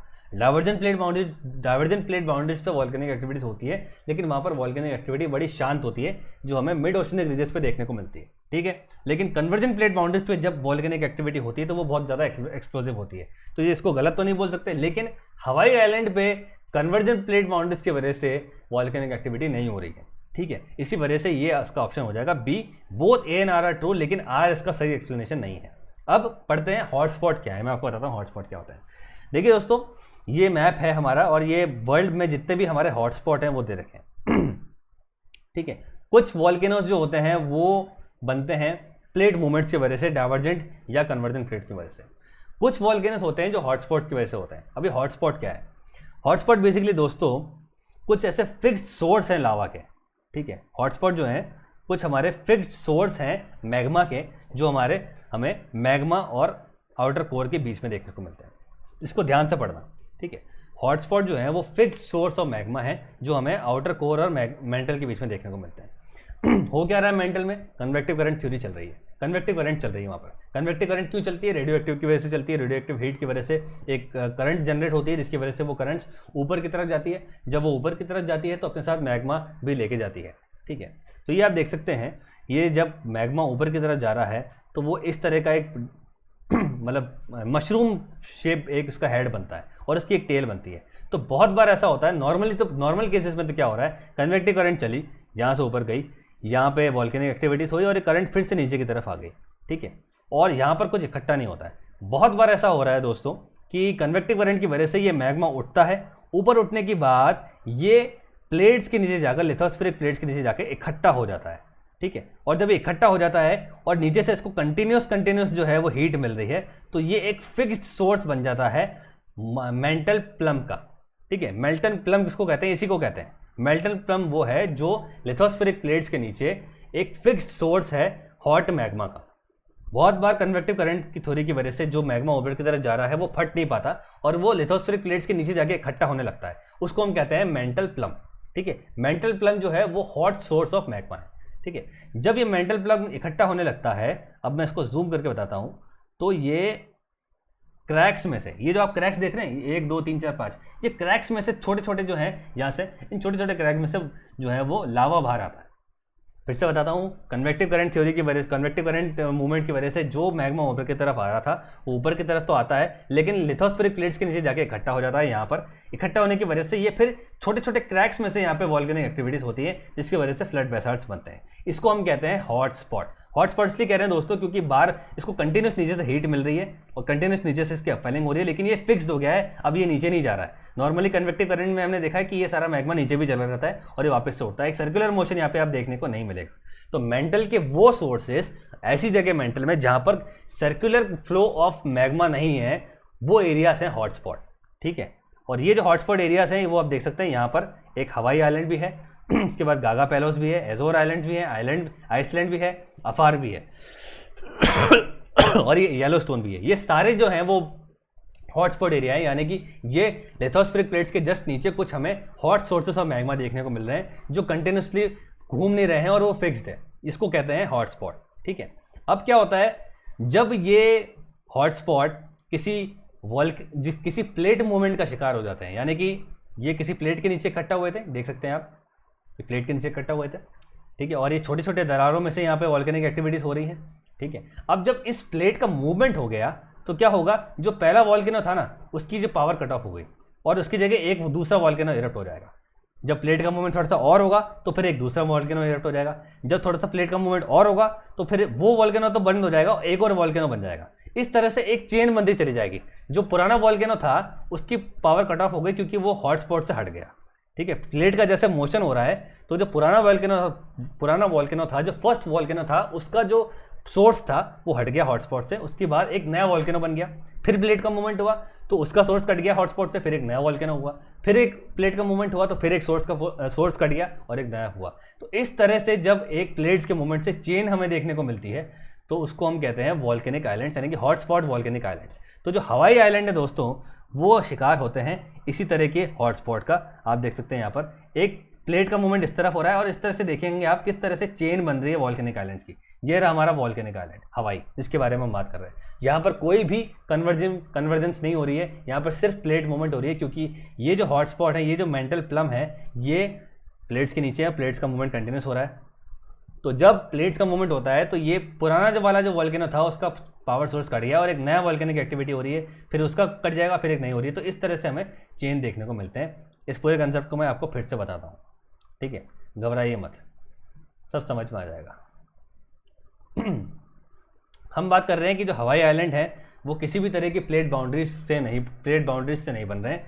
हवाई आइलैंड जो है वो एक हॉटस्पॉट है। हॉटस्पॉट क्या है, जब मेंटल के नीचे कुछ ऐसे पॉइंट्स बन जाते हैं, मेंटल के अंदर जब हमारे कन्वेक्टिव करंट चल रही है, कन्वेक्टिव करंट की वजह से जो हमारा लावा ऊपर की तरफ आ रहा है, ठीक है, जब वो लावा फटता नहीं है और वो कुछ प्लेट्स के नीचे जाकर इकट्ठा हो रहा है और उसको फिर कंटिन्यूसली नीचे से हीट मिल रही है और मैग्मा मिल रहा है, तो वो फिक्स्ड हॉटस्पॉट एरिया जो होते हैं, फिक्स्ड मैग्मा सोर्स जो होते हैं, जो गर्म होते हैं, वो होते हैं हॉटस्पॉट, ठीक है। नॉर्मली तो कन्वेक्टिव करंट में क्या होता है, वो मैग्मा नीचे की तरफ चला जाता है। जब सर्कुलर मूवमेंट हमें नहीं देखने को मिल रहा है मेंटल के अंदर, वो इलाके जो होते हैं वो होते हैं हॉटस्पॉट, और फिर वो इन दरारों में से अपने वॉल्केनोस जो होते हैं, वो लावा जो है बाहर आता है, जिससे फ्लड बेसाल्ट प्रोविंस बनते हैं, ठीक है, इन दरारों की वजह से, क्योंकि एक फिक्स्ड है, ठीक है। जब ये हॉटस्पॉट किसी प्लेट मूवमेंट का शिकार हो जाते हैं तो फिर इनकी ट्रेल बन जाती है और इसी को हम कहते हैं वॉल्केनिक आइलैंड ट्रेल। और इसी वजह से जो हवाई आइलैंड है वो एक वॉल्केनिक आइलैंड ट्रेल है, क्योंकि इस तरह से प्लेट का मूवमेंट हुआ। ये सारे जो थे वो हॉटस्पॉट थे, ठीक है, ये हॉटस्पॉट था ठीक है। जब प्लेट का मूवमेंट हुआ तो कभी फिर ये बना, फिर ये बना, फिर ये बना और फिर ये बना। जैसे जैसे प्लेट का मूवमेंट होता है दोस्तों, वैसे वैसे जो पुराने वॉल्केनोस थे उनका पावर सोर्स जो है वो कट ऑफ हो जाता है, फिर एक नया वॉल्केनिक इरप्ट होता है, फिर कट जाता है, फिर एक नया वॉल्केनिक इरप्ट होता है। इस तरह से होता है। तो आपसे मैप भी पूछा जा सकता है कि भाई हवाई आइलैंड जो है वो कहाँ पर है, कौन से ओशन में है, आपको पता है पैसिफिक ओशन पर है। और हॉटस्पॉट में से इनमें से पूछा जा सकता है कि इनमें से कौन से वॉल्केनोस जो हैं वो हॉटस्पॉट में आते हैं, या इनमें से कौन सा जो है वो हॉटस्पॉट वॉल्केनो नहीं है। तो इसलिए मैंने आपको यहाँ पे मैप लगाया है। हवाई एक हॉटस्पॉट है, गागा पैलोस एक हॉटस्पॉट है, येलोस्टोन जो है वो भी एक हॉटस्पॉट है, एजोर जो है वो भी हॉटस्पॉट है, आइसलैंड जो है वो भी हॉटस्पॉट है, अफार भी एक हॉटस्पॉट है। हॉटस्पॉट वो है जहाँ पर मेंटल के नीचे वो एरिया जहाँ पर कन्वेक्टिव करंट नहीं चल रही है, मेंटल के नीचे वो एरियाज जो फिक्स्ड सोर्स हैं लावा के, जो फिक्स्ड सोर्स है मैग्मा के, उनको हम कहते हैं हॉटस्पॉट, ठीक है। जहाँ पर एक मूवमेंट नहीं हमें देखने को मिल रहा है वो कहलाते हैं हॉटस्पॉट। ये बात आपको ध्यान रखनी है। और जब ये हॉटस्पॉट प्लेट मूवमेंट का शिकार हो जाते हैं तो एक वॉल्केनिक आइलैंड ट्रेल देखने को मिलती है, एक पूंछ देखने को मिलती है जो आप देख सकते हैं, और यही हवाई आइलैंड है। इसी वजह से हवाई आइलैंड कोई भी कन्वर्जेंस या डाइवर्जेंस का शिकार नहीं है, बल्कि ये एक हॉटस्पॉट और प्लेट मूवमेंट का शिकार होता है। इसी वजह से ये जो ऑप्शन है वो गलत हो जाता है। इसी वजह से ए और बी सही है, लेकिन आर इसका करेक्ट एक्सप्लेनेशन नहीं है, क्योंकि हवाई आइलैंड से कहीं भी कन्वर्जन प्लेट बाउंड्रीज नहीं जुड़ी हुई है ठीक है। हवाई आइलैंड से कभी भी कन्वर्जेंट प्लेट बाउंड्रीज नहीं जुड़ी हुई है। Is that clear? ठीक है भाई, अब चलते हैं हमारे लास्ट क्वेश्चन की तरफ। आज हम 20 क्वेश्चन ले रहे थे और लास्ट क्वेश्चन देखते हैं। अरेंज कीजिए इन सब को इवेंट्स को ऑर्डर के अंदर। पहला है रिफ्टिंग ऑफ द कॉन्टिनेंट्स, दूसरा है फ्लाइट फ्रॉम पोल्स, तीसरा है ओपनिंग ऑफ टेथिस, फोर्थ है rifting of Pangaea into 2 parts, और फिफ्थ है disruption of Gondwana land and its breaking. तो अगर आप ऑप्शंस पढ़ेंगे दोस्तों तो आपको समझ में आ जाएगा कि ये जो है वो है continental drift theory by Alfred Wegener, ठीक है। अब आपको इस सारे जो इवेंट्स हैं उसको क्रोनोलॉजिकली अरेंज करना है, तो थोड़ा सा टफ हो जाएगा दोस्त। तो उसमें आपको फिर से वो ट्रिक समझनी पड़ेगी कि अगर आपको पता है कि एक इवेंट जो है जैसे 33 जो है वो कब हुआ था, तो आप समझ जाएंगे 33 जो हुआ था वो कब हुआ था। 33 हुआ था जब पैंजिया टूटा 2 भागों में, लॉरेशिया और गोंडवाना लैंड, और जब उस 2 भागों में टूटने के बाद जब गैप आया तो उस गैप में पानी भर गया, उसको हम 33 कहते हैं, ठीक है। तो ये 2 इवेंट मैंने आपको हिंट दे दिया है और आपको बताना है अब आप मुझे बताएंगे कि इसका सही जो है क्रोनोलॉजी क्या है, ठीक है। टाइमर स्टार्ट करते हैं। Timer start now. Timer start हो चुका है। अब आप मुझे बताइए इसकी क्रोनोलॉजी क्या है, पहले क्या आएगा, फिर क्या आएगा, फिर क्या आएगा। ABCD में से कौन सा ऑप्शन सही है बताइए।